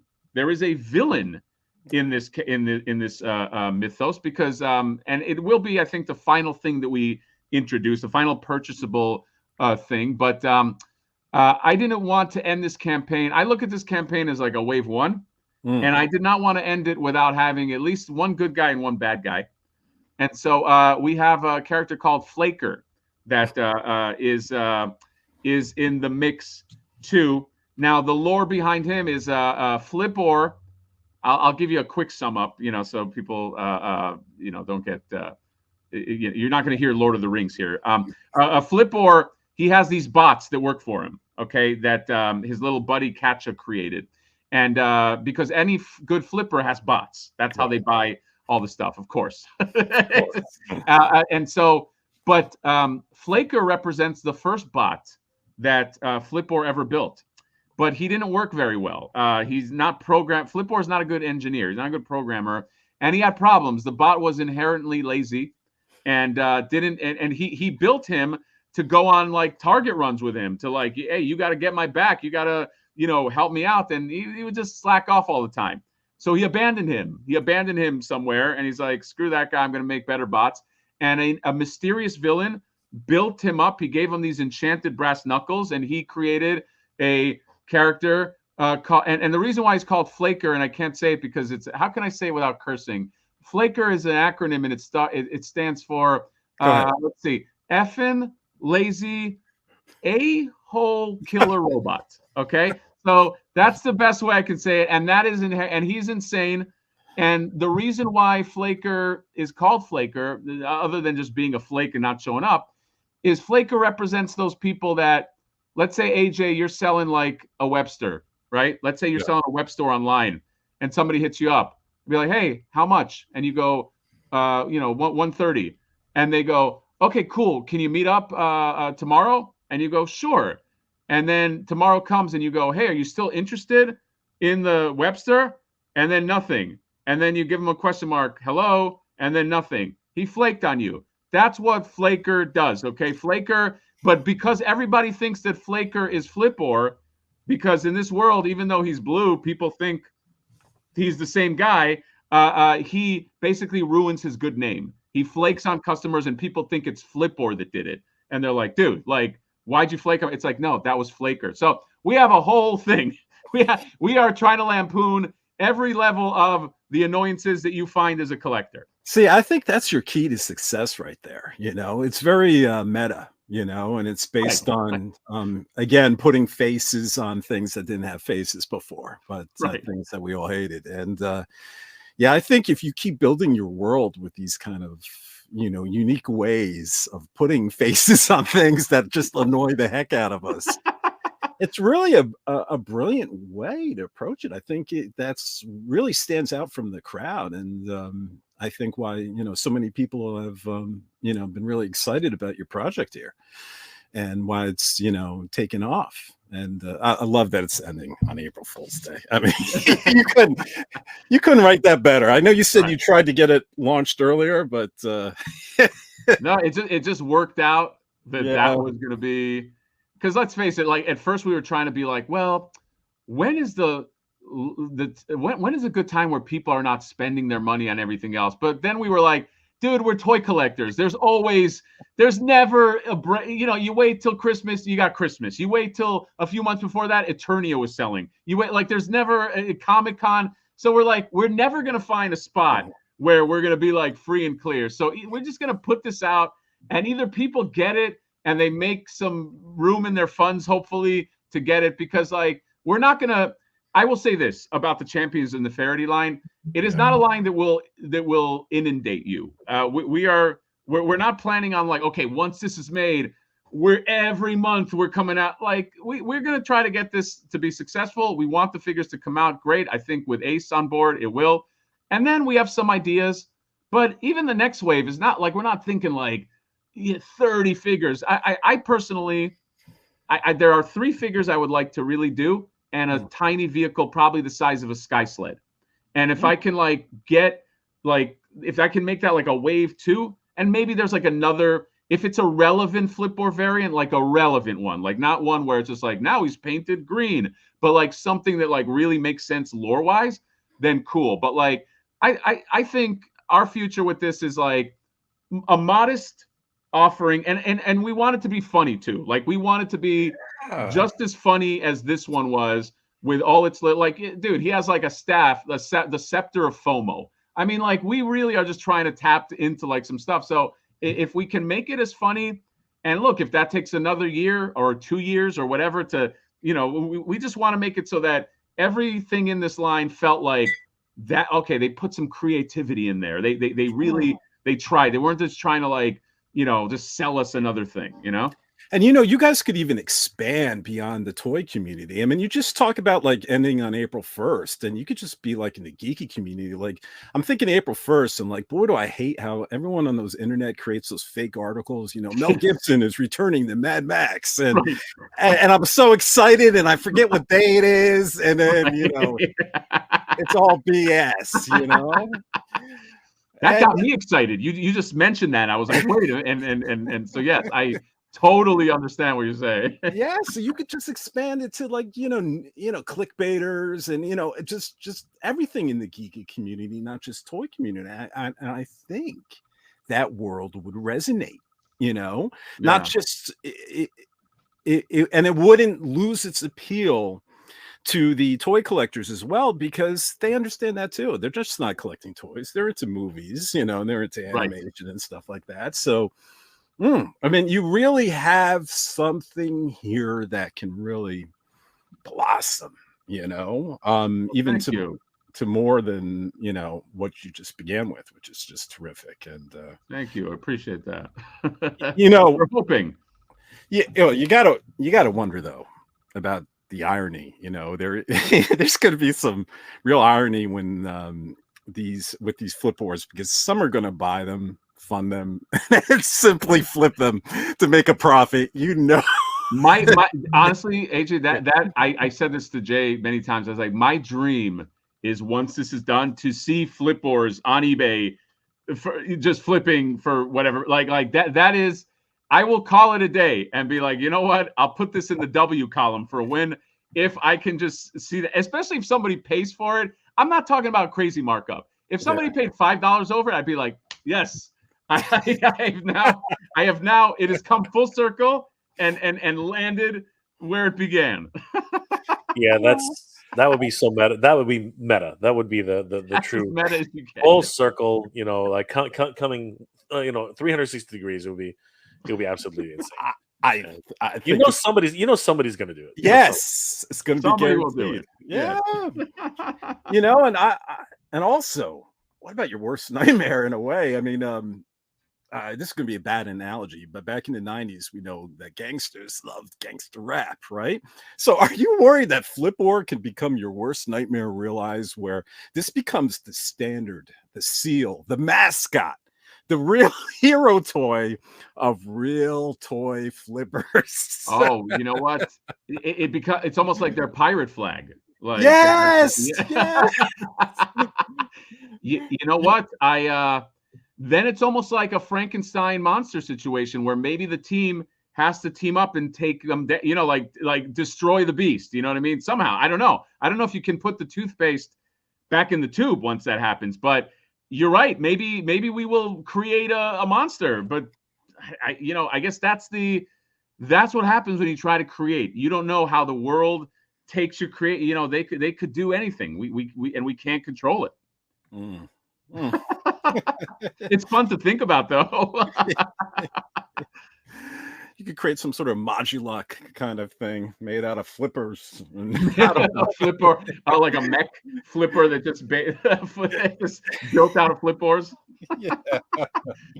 But the story of Flippor is not over yet. I mean, I don't know if Hatter brought it up earlier, but there's a comic book in the works. You know what I mean? There's so many different avenues that. So Hatter and I have been talking about this, and sorry, guys. Now this is in a lot of ways been legitimized, by the community, because the community is really what made this happen. If it wasn't for the community, this would never have been possible. And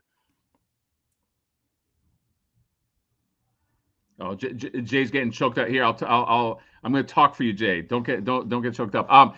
I will say too, just on Jay's point, is that this is a very fickle community, as you probably know, AJ. It is the toy collecting is almost like Russell Crowe in Gladiator.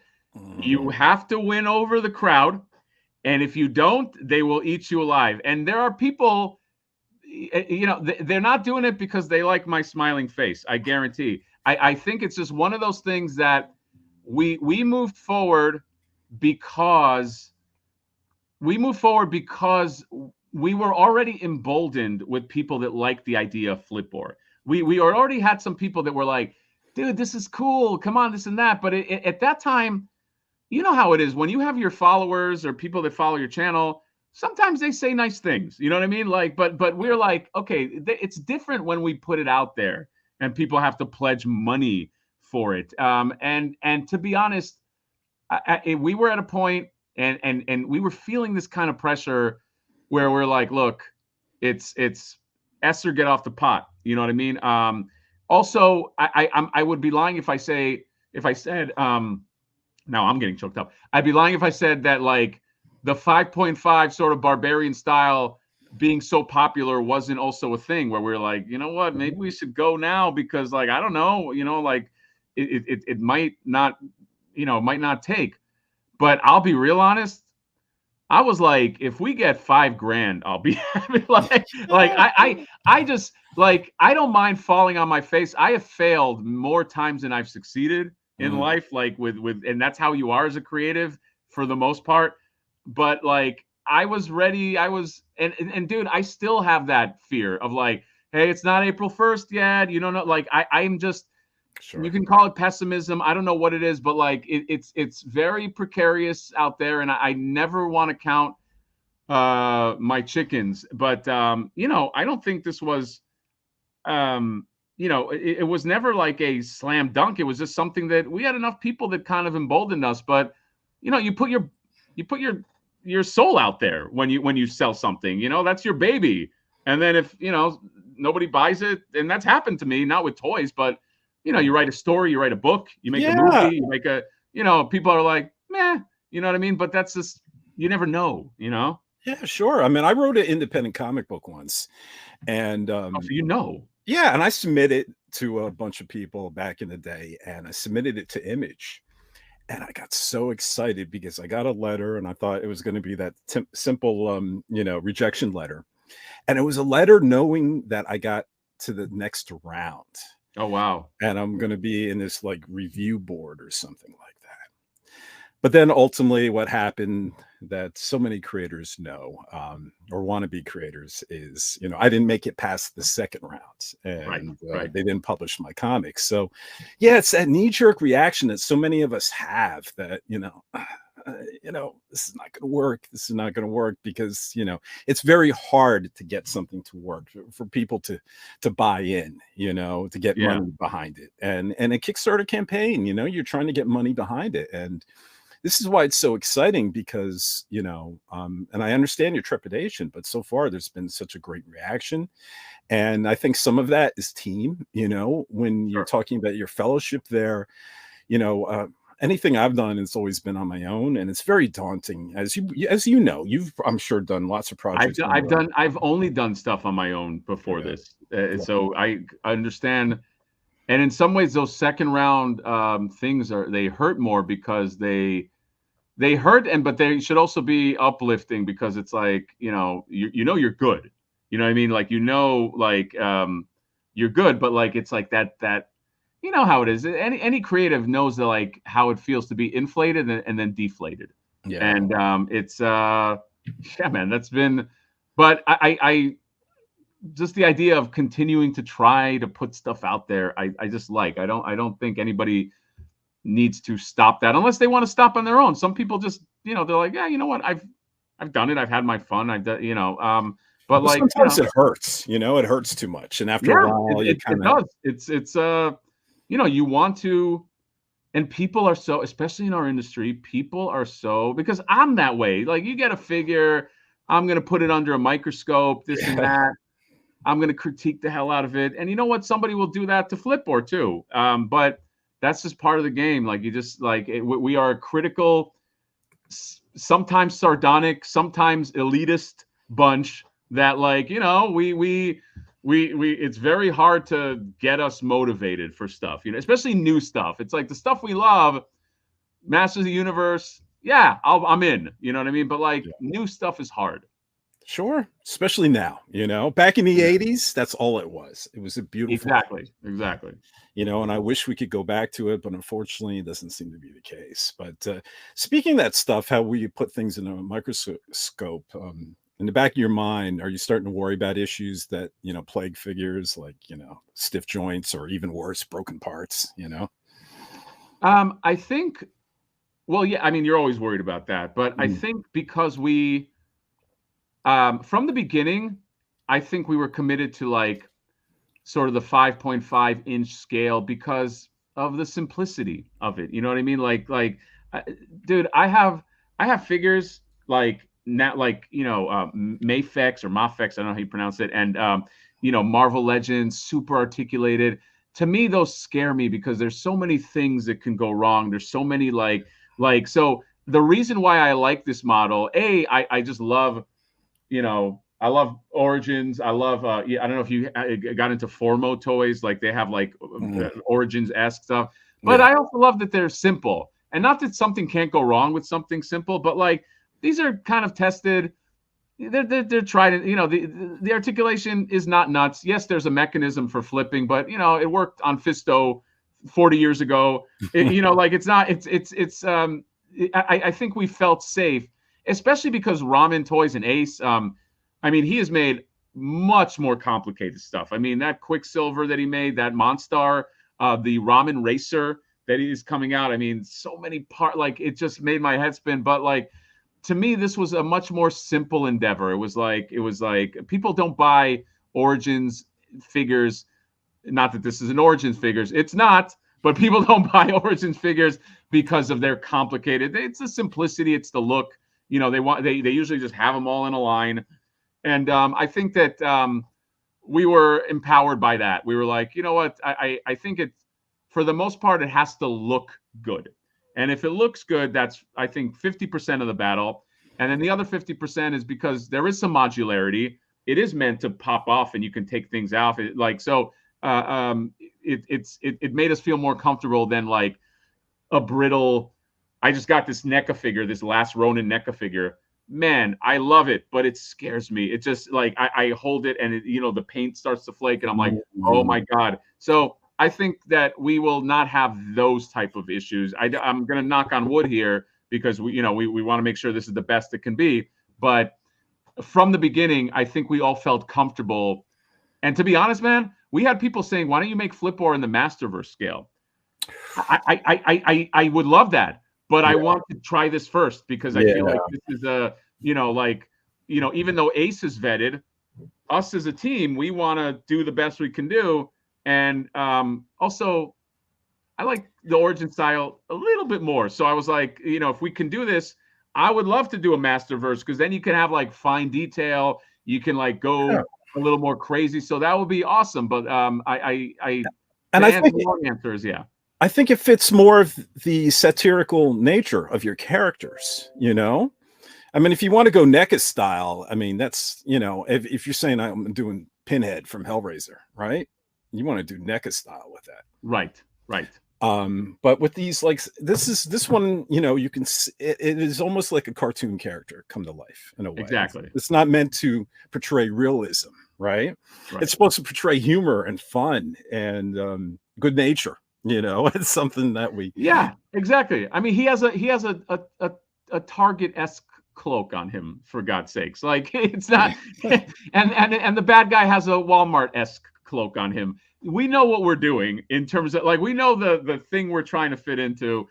So yeah, it's all humor. I don't think anybody is getting. Although I will say, a big moment for us is I don't know if.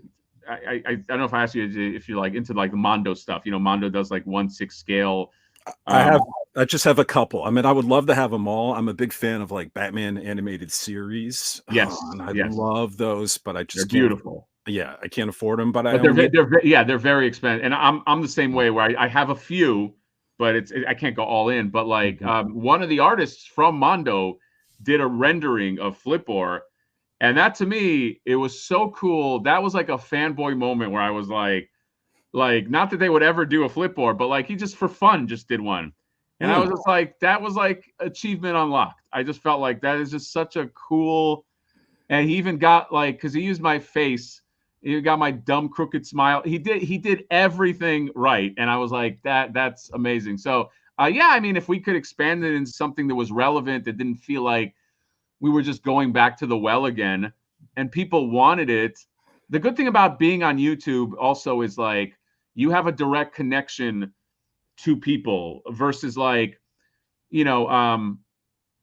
toy companies that give toys to YouTubers so they can review them to, like we cut out the middleman. It's like, I'll just talk right to the audience. I'll be like, hey, here's the deal with Flippor. And we can just Jay's same way. Like we can just talk right to the audience. So that is, if there was any benefit of being on this side of things, it is a direct connection to people versus a toy company that has to go to, let's say, like a Pixel Dan, or it has to go to like Mega J, or has to go to other people to kind of like talk on their behalf. And there's something authentic when it comes from actual fans, from YouTubers.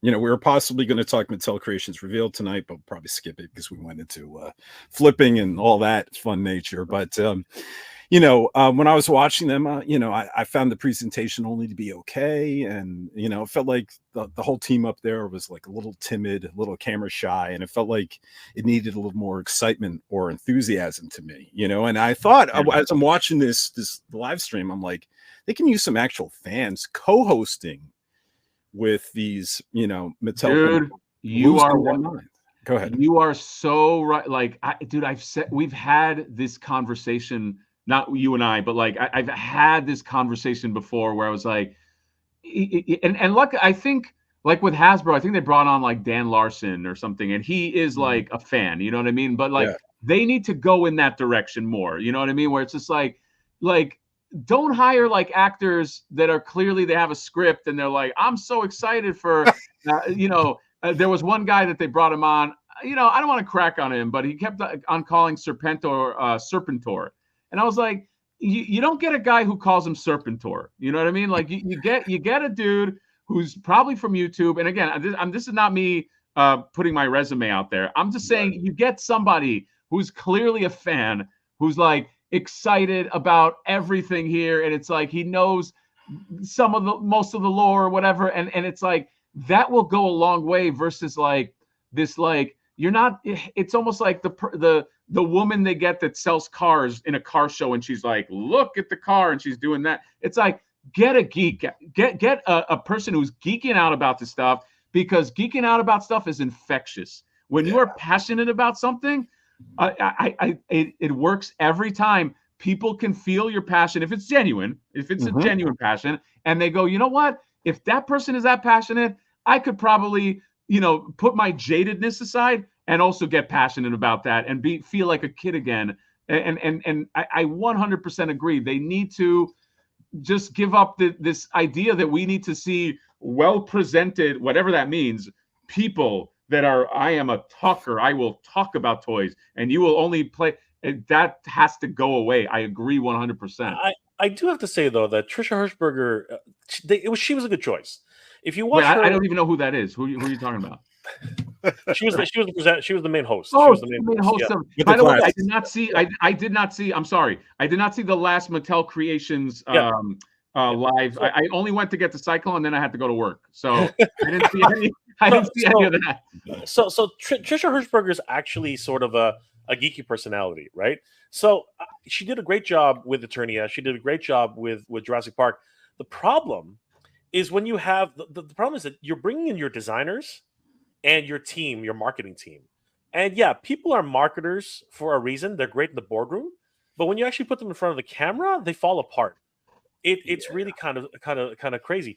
The worst part, like I don't know how much of the broadcast you watched, AJ, but I think the one that really got me cringe, if anything, was when they had the Tigers, sorry, the Street Sharks segment. I caught the end of that. Okay, the guy who was actually presenting, there were two guys. One of them was a production designer. The other one was one of the marketing. I think he was one of the marketers, and he's a tall guy. I think he's Asian. He's got a bald head. You could tell he was reading from the script. He couldn't even get his lines right. He was fumbling over himself. At that point, you're like, stop reading from the script. Just the product. You know what you're talking about. Just say what it is you got to say. Sometimes it comes out better, because I welcome you guys to watch that segment again, because honestly, he really was tripping over himself. Everybody else was doing their thing. Trisha Hirschberger, though, great choice. She speaks well. She actually knows a little bit about the product. She's not a true fan per se, but she's easy on the eyes. She presents well. She actually is somewhat of a geek. You know what I mean? That's her whole shtick in her social media, career. Yeah, right? Yeah. I don't think we were knocking any of those people. I just think it was missing some passion. It was a little lackluster. You need something like having Dan on the last Hasbro Pulse was a good idea. But even himself and the other guy, the Transformers guy, I can't remember his name anymore. Those two guys represent two sides of the world, right? Like he's UK, Dan is a USA, but even they were sort of restricted by what they could say and what they couldn't say. But you could tell when they let them cut loose, when they were able to cut loose, because they were just giving their opinions and just having a good old time. But there's also the idea that fans are not always the best ones to put on camera, because sometimes they'll just go a little overboard, or they'll say something they're not supposed to say, right? There's a little bit of that. But in terms of like having these events, right? I think they have to really focus in on what it is that they're trying to do in these things.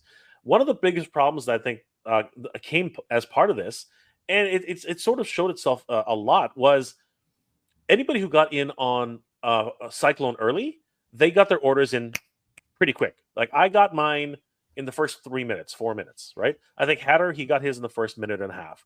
But after us, apparently people were having trouble logging in. The system wasn't processing their cards properly. And I knew this in real time because I was actually doing a live stream, and people were just yelling at me saying, "Oh my God, I can't get in. Oh my gosh, it's kicking me out." And there were so many problems. But I think that also has to do with the fact that they were live streaming at the same time on their actual website. So not only are you having people trying to buy these things from international orders now because they came back and have been reinstated to a certain degree, but you also have a live stream which was also crashing. People actually couldn't log back into the live stream after they were kicked out of their their accounts to try and reprocess. There were so many things going on with like, if you watch my stream, you'll see it real time. People were having such trouble, and everyone was saying, "I can't get on the stream. The stream has frozen for me," but it was still running. Right? I had no idea, man. I thought it was easy for everybody, and I rarely get lucky in that sense. I had just some problems with a CAPTCHA, but that was it. I don't know. A lot of people were struggling with what is that browser? Safari, I think. I've never used it, but Yeah, I usually use Chrome just because, but I always have my phone ready, man. And a lot of people had to leave Chrome and actually end up using whatever the Microsoft one is, Edge or whatever. I don't know. But didn't it take, like, were people really shut out for 2 hours? Like, somebody said, like, I tried it for 2 hours and it wouldn't work, and I was like, I was getting in real time. People that were trying for 2 hours. Yeah, I was telling people, keep trying. And that's actually, I think, another reason why it lasted 2.5 hours, because they were not able to process a lot of the orders. Well, that's where I read the Safari issues that afterwards, like a couple of hours, or like try a different browser. They were like talking in real time in Reddit, and and they tried the different they went to Chrome or they went to Edge, and then it's like, oh, it worked. So, and Safari is part of the iOS platform, right? Because that's actually so a lot of people on their iPhones are probably also having a lot of trouble as well. Yeah. But other than that, I am interested in these new initiatives that they're doing. I mean, Hasbro Pulse has definitely been the leader in these, what's it called, like PulseCon and things like that. I wonder if this is going to become a normal thing where they have these the State of the Union, Nintendo Direct, Hasbro Pulse, Mattel Creations Revealed. I wonder if this is going to start becoming an biannual thing. You know what I mean, or a quarterly thing, because it sure does seem like Hasbro is moving into that direction where they want to do one each half a year. You know what I mean? It's getting kind of ridiculous right now. And then I was genuinely excited about that drop, though. Yeah, and I'm nervous about every drop. I was nervous for Snout Spout, even though I was like, probably not going to sell out. But I was nervous about Sy-Klone for sure. Sy-Klone is one of my favorites. I mentioned in my thing, I was like, I think I wore down my thumbprint because I spun that thing so much when I was a kid. Now I'm thinking about a Masterverse Sy-Klone and how cool. Yeah, they're not gonna. Why? It's not gonna be New Eternia. Yeah, why wouldn't they? It's not that they won't. Yeah, it's not that they won't, but I don't think he'll have the gimmick. I think they'll do something weird, where he spins freely or something like that. But he was. I mean, does he need a gimmick? I just want the sculpt. Yeah, I just want him to have I don't care as much about the spinning when it comes to Masterverse. I just want him, because didn't they remember the 2000X? Yeah, I'm on board with you 100%. But for me though, I think for me, all the Masterverse figures need to keep their all the Origins figures need to at least attempt a gimmick. You know what I mean? You mean an action feature? An action feature. You're saying? Yeah, the action feature, a gimmick, right? They should at least attempt it, because that's the whole nostalgia is there. If they like Mechaneck, it was unfortunate he couldn't have his. You know what I mean? Both the Masterverse and the Origins are bang bang bang. They couldn't do the twist. Was there a reason they couldn't have Mechaneck do that? Well, no, you'd have to build a whole new mechanism for him again. Oh, right? it was just a cost cut. Okay. Yeah, it was just a pure cost cutting, right? And that was the whole gimmick with the replaceable pieces. But you can't get away with that with someone like Sy-Klone. You know what I mean? Because Sy-Klone needs to spin, right? He doesn't have the centrifugal force doesn't work anymore. You have to put his arms up, but other than that, he's perfect. You know what I mean? And Extendar is the same way. Extendar is very similar to Mechaneck now. You got to put the pieces back on, right? You gotta build up his neck and stuff like that, right? But but with Sy-Klone, you couldn't get away with that. With Snout Spout, you couldn't get away with that. You know what I mean? Ram Man, I really love what they did with Ram Man. I thought that was really cool too. And it's really unfortunate Ram Man didn't get as many sales. But he came out during the pandemic, and unfortunately, because of that, people just couldn't buy him. They were stuck on the shelves and nobody could grab him. It was an unfortunate situation, but I'm very excited about where Origins is going, where the cartoon collection is going. I mean, Cringer, man, holy crap! When if you I don't know, you must have seen the pictures now, Hatter, but when that he showed up, I will be getting. I just hope it's not a S show to get that that thing, because I still have my Motu Classics Cringer, which is basically a statue. Yeah, he's a statue.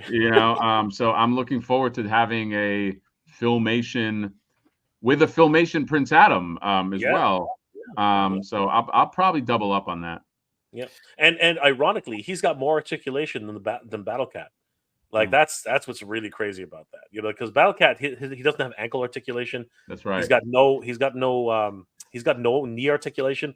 It's just literally he's practically a statue himself, right? So having Cringer the way he is, I'm hoping they release a cartoon Battle Cat with absolutely perfect articulation. That'll be sick. Is it wrong that I want a Cringer in like the duplicate like colors, like I want like, because I don't have a duplicate. I never was. That was another one I got shut out of. But I always really loved. I'm just a sucker for like the orange and blue. I almost want to have one and paint it with the like blue with the orange stripes. So I have the Club Grayskull Classics Filmation figures and the Prince Adam there, and so those are my, I'm a huge fan of the Filmation cartoons. So those are my primary figures. I love what's Origins is doing now, but there's no comparison between those two. And I was so upset when the Super 7 Filmation line stopped, because they were on such a roll. They were the Merman. I still hope that, like, I don't know, somehow that line. The Beast Man, which I see over there, like I still hope that like somehow that line can like continue in that style. I know it's probably a pipe dream, but those are some of the best. And you're right, it's like the Origins. I mean, they're trying, to their credit, like they're trying, and I do like. And it's great because it's at a great price point, and for all the people, I mean, that want these figures now, they're priced out. So many collectors cannot participate in the Club Grayskull Classics, because they're like $100 to $200 each.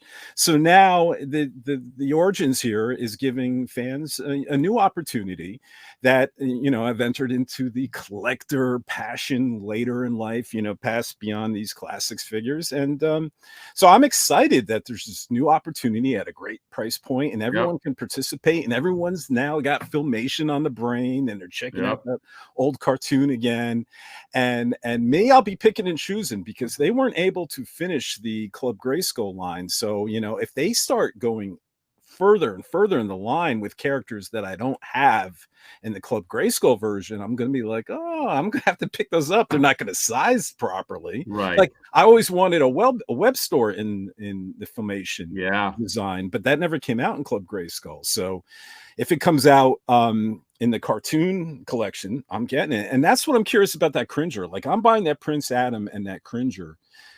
Definitely, specifically for that Cringer, and I'm wondering, how is that Cringer going to size with the Club Grayskulls? I don't know if it's going to look awful. I think he's bigger. I like, just by looking at him and the way he sizes up with because I did a comparison, and the way he sizes up with Adam, I think he's actually bigger than the Classics Cringer slightly. So that would be perfect. I mean, like he really would fit in well with your Club Grayskull, regardless. I think regardless of that. Yeah, so that to me is like a slam dunk. Yeah. 2-pack. I just hope it's not.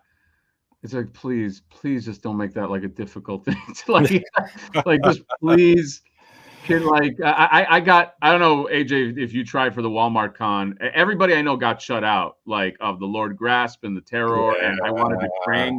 I really wanted that Krang monstrosity. Man, that was horrible. It was seconds. Forget about the Sy-Klone 2 hours. And it's seconds and like shut out, and then no mention of like you're ever going to be able to get it. It's just like nope. So I'm going to make a bold prediction here. right? We see the development of AI and AI art and stuff like that. And, you have this great, add-on feature to Flippor in regards to the bots. I think we're all going to have bots sometime soon. Bots, that AI programs that can actually buy stuff for us. Bots competing with bots. Yeah, literally on our phones.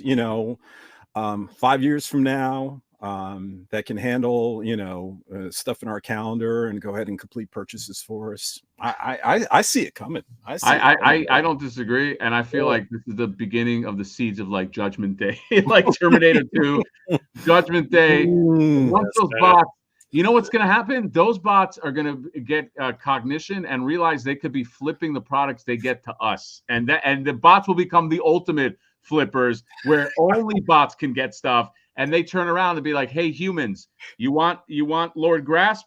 You know what you got to do," and then that's the beginning of the end, right?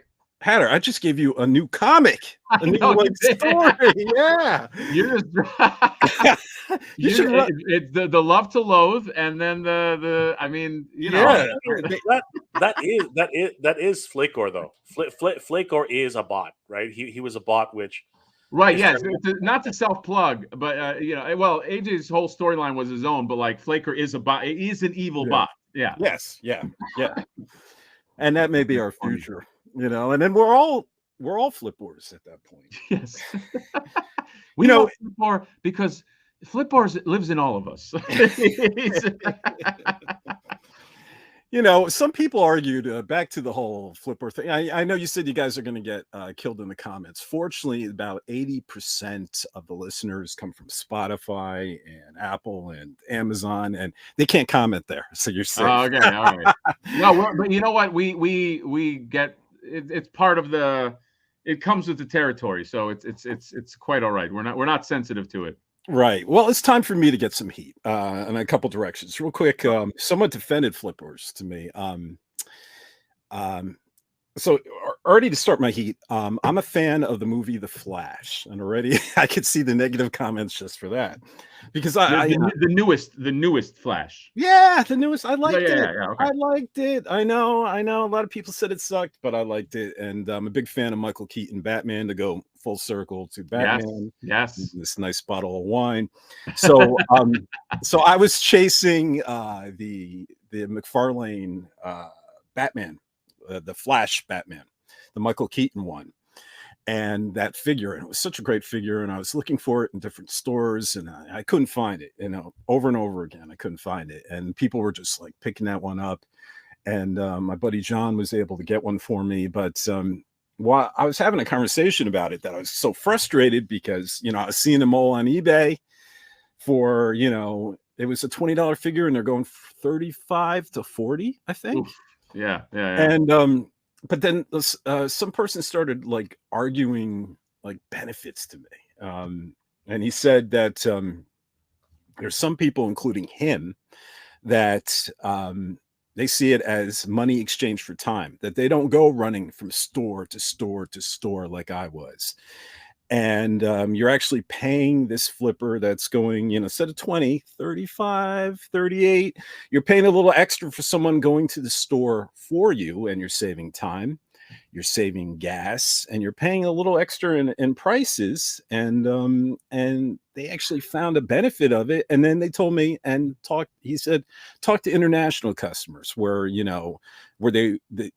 these places won't ship product to, and they rely on eBay and these flippers. And I was like, I got nothing but love for everyone. And but he gave me something to think about. I'm not defending it, but he gave me something to think about. That to me feels like a justification of what he's doing, because I understand what he's saying, but to refute the first point is yes, you are you are saving you the cost and the hassle of having to go here, there, and the other. But that cost and hassle would not be happening if somebody weren't to buy up the figures anyway. Because if you were able to go to the first Target and a flipper didn't get them all, well, then you only went to the first Target. You only got those. You as the flipper have now created a reason why I have to go to to the second and the third and the fourth and the fifth or whatever. I wish I had you there. Yeah. Also, I understand the whole thing about international, but let's not pretend that that's why you're doing it. Let's not pretend that you are like, I'm doing this because international people are going to need me. It's not that is a symptom, or not a symptom. That is an after effect of what you're doing. But your motivation is it's okay. It's not a crime, but it is to make some money. It is to, I'm going to do this to make some money. So just embrace that is what I'm saying. It's not like I'm not saying that it's wrong, but don't act like I am the stalwart of the international, and I am gathering these items in the hopes to get it for people across the seas that cannot get them. That's not why you're doing it. To the defense of the person, to me, that person wasn't a flipper. He was actually a collector in a box. Got it. Okay. And I think he didn't have any, like, he was Kansas. He didn't have many stores near him, and it was just easier to do this, where you're traveling like 45 minutes to your nearest Target. You know what I mean? Sure. Yes. Yeah. And that is the thing that we do take advantage, that we take for granted, is like, I don't know where you are, but like, here it's like, yeah, I can get on the road and in 30 minutes I hit up 4 targets pretty much. Not everybody can do that. So there is a necessity, but it's not built that way by any kind of like being magnanimous. It's not, it is just, it's like, I'm going to make money and you're going to get your figure, but what is the price you're going to pay? Are you going to pay the iron price or the golden price? Right. You don't know. Sometimes, and I bought stuff off Flippers, and sometimes it's like, I struck out at too many Targets, too many Walmarts.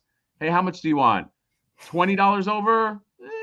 Maybe 10. Okay, you know what I mean? And so, but that's per, that's your choice. Yeah. And the answer is really for to buy them online through the actual retailer. For Target to sell. That would be. I mean, in a perfect world, we should all be able to just buy these things, you know what I mean? But I understand.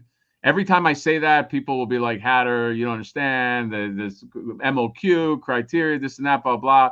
I get it. There's probably a lot of cogs, not probably. There's a lot of cogs to this, and I don't know. But I'm just thinking, like, does it have to be that way?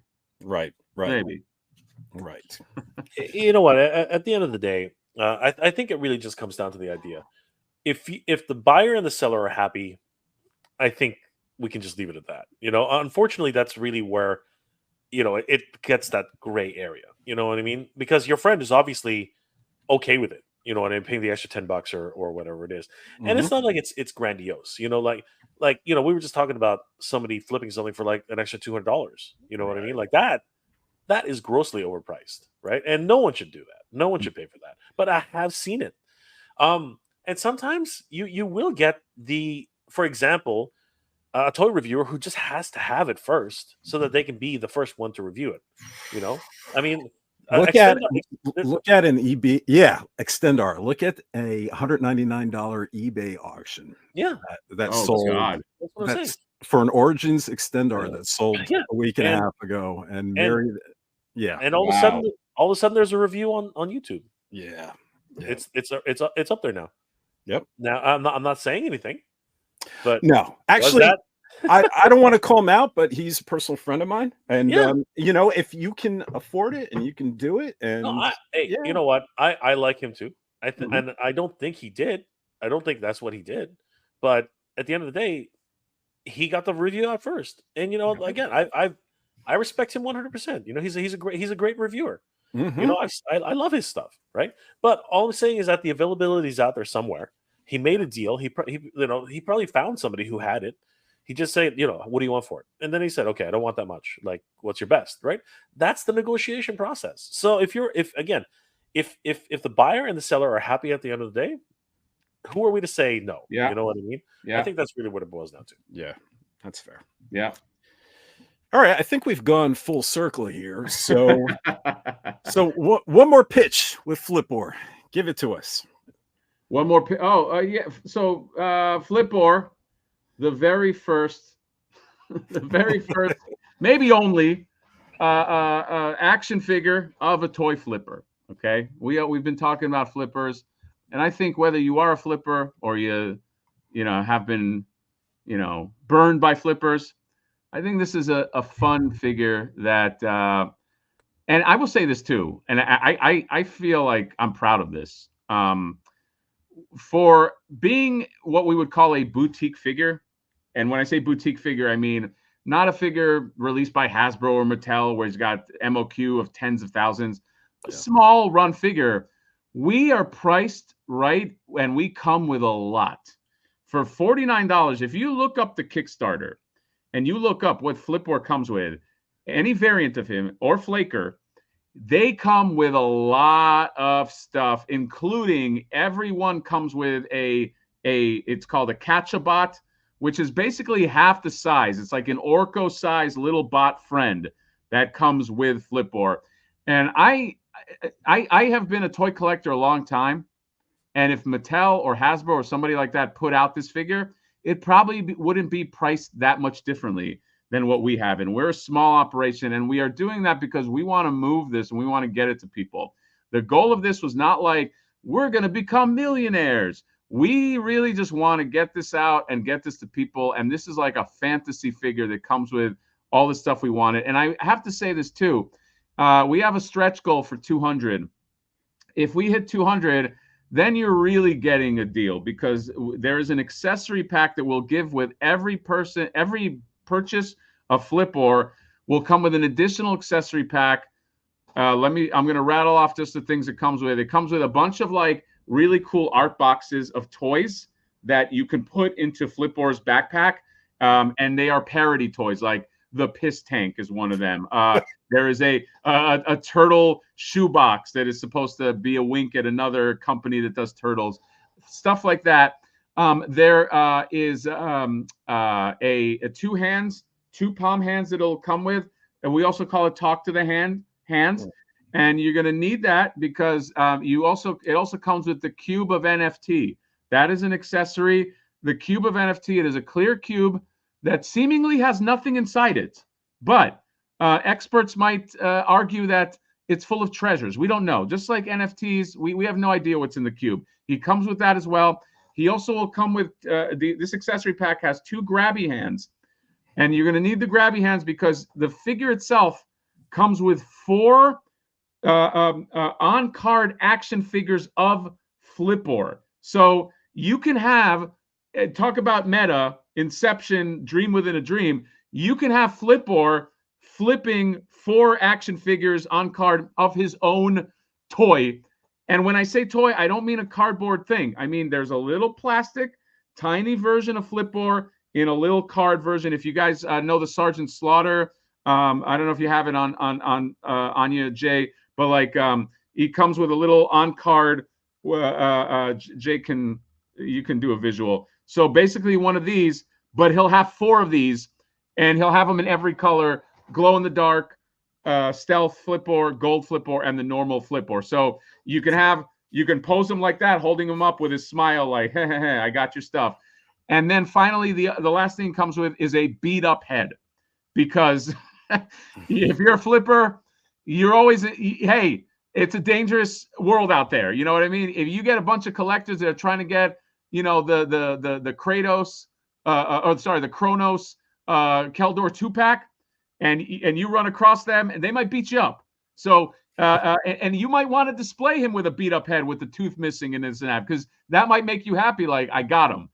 This represents a flipper that I nailed. So that accessory pack unlocks to 200. We're not far from 200, but we're sort of in the long stretch here. So we need all the help we can get, because I think that'll make what's already a great value even better. So that will come with what's already in there. And and there's not going to be anything like this, and there might not be anything like this again. This is this is your shot. This is your shot. April 1st, 9 a.m. PST. That's when the window ends, and that thing goes away. By the way, you will never get that again after April 1st. Even if a retailer buys some Flippors and he wants to sell them for a higher price, you have to get in on the Kickstarter if you want this. And again, it's also a reward for people that backed us from the beginning. We want the people that jumped on this Kickstarter to feel special, like I was there in the beginning of this line and I got this stuff. So that is my sales pitch, if you will, for Flippor. So anyone at home listening to this, you can easily find the Kickstarter page by going to Kickstarter.com and searching Flippor, FLIP-OR, or you could just Google Flippor Kickstarter. I think it comes right up. Yeah. So I don't know. Last question, guys. So where do you guys envision yourself in 10 years? As a full-fledged toy company, creating new IPs, acquiring licensing to existing IPs, pumping out toys? I mean, I think we still want to kind of keep this punk rock. So okay. I don't think we want to. I don't think we have aspirations of like, let's become the next Mattel. But we would really like to expand this world where it felt. I always compare it to like, it's almost like a sword and sorcery version of like South Park, where like we can really just like, you know, and when I mean that, I don't say not necessarily tonally, but just kind of like there's a wink. It's funny. It's supposed to kind of lampoon this kind of stuff. I would really love to expand this and make it something that's like special and like a if you know type of things. And there are, I'm not gonna lie, just as a fan, you know, a fan who has been critical of certain properties and directions that they have taken, and I'm not going to name anything because it's not going to be ugly, but like I feel that I would love to, if we can kind of like take a stab at like, you know, maybe I don't even want to say course correcting, but doing things that I think fans would like with some properties that we love, because I guarantee you, no matter what happens, we're going to come at it from like a fan's perspective.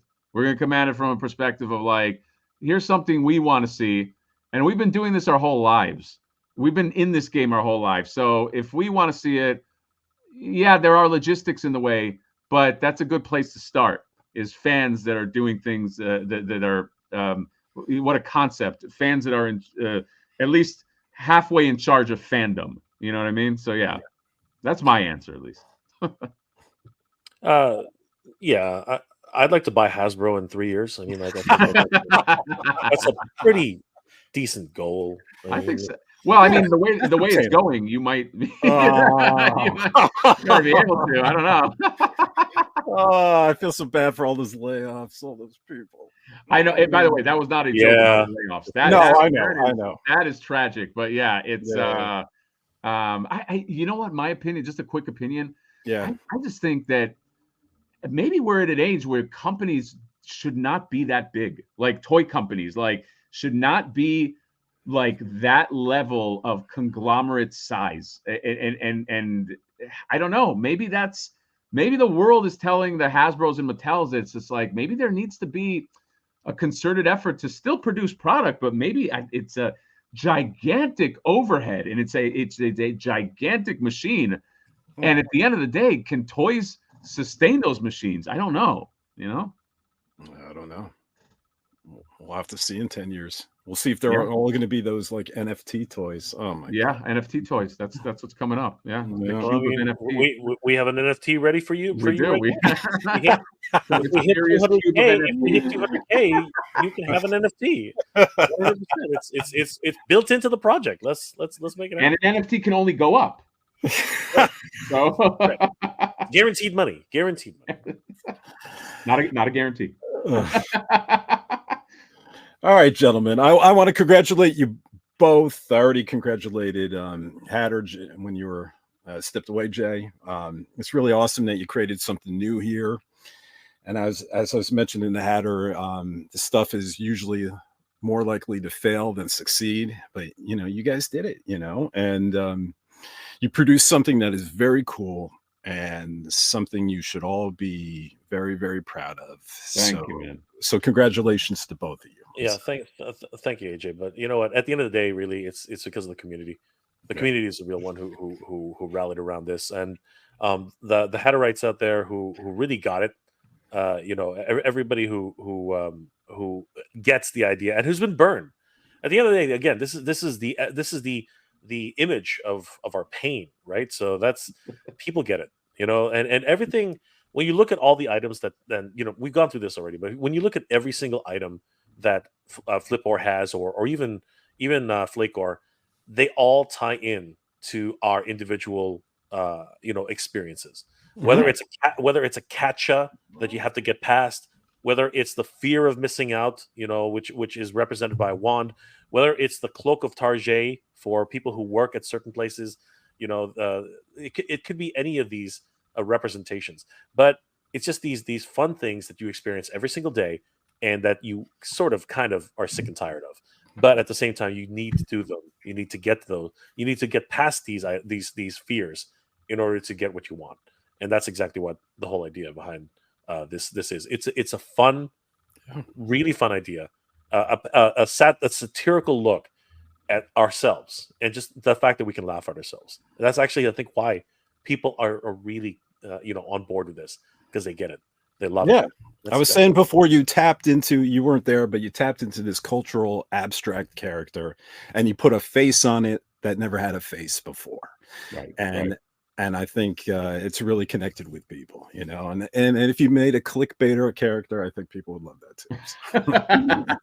Oh, I think AJ's got to be part of the team somehow. I mean, now he's like 3 for 3. So. All right. Well, that's a wrap all. We'd like to thank both Jay and Hatter for being on today. Thank you both. Thank you. It's been a blast. Thank you, Jay. And thanks to all of you out there for listening to the podcast. Now, if you haven't checked it out yet, be sure to head over to Mega J Retro and Mad Hatter Reviews on YouTube to support all their awesome content there. And be sure to check out Flippor, the world's first action figure of a toy flipper crowdfunding campaign on Kickstarter. They would really appreciate your support, and you get something very cool out of it. And if you enjoy the show, please show us your support by subscribing to our streams, our channel, and please give us a like and a comment below where able. And you can also drop us a line too, is sending us an email at foreternia@gmail.com. We really do love the feedback. And as always, visit us at foreternia.com for all the latest updates and news, as well as all the links to our social media pages like X, Facebook, and Instagram that can help you stay up to date with all of our Masters of the Universe content. So that's it. We would like to thank you all for listening, and let the power return. We'll see you next time. Bye, everyone.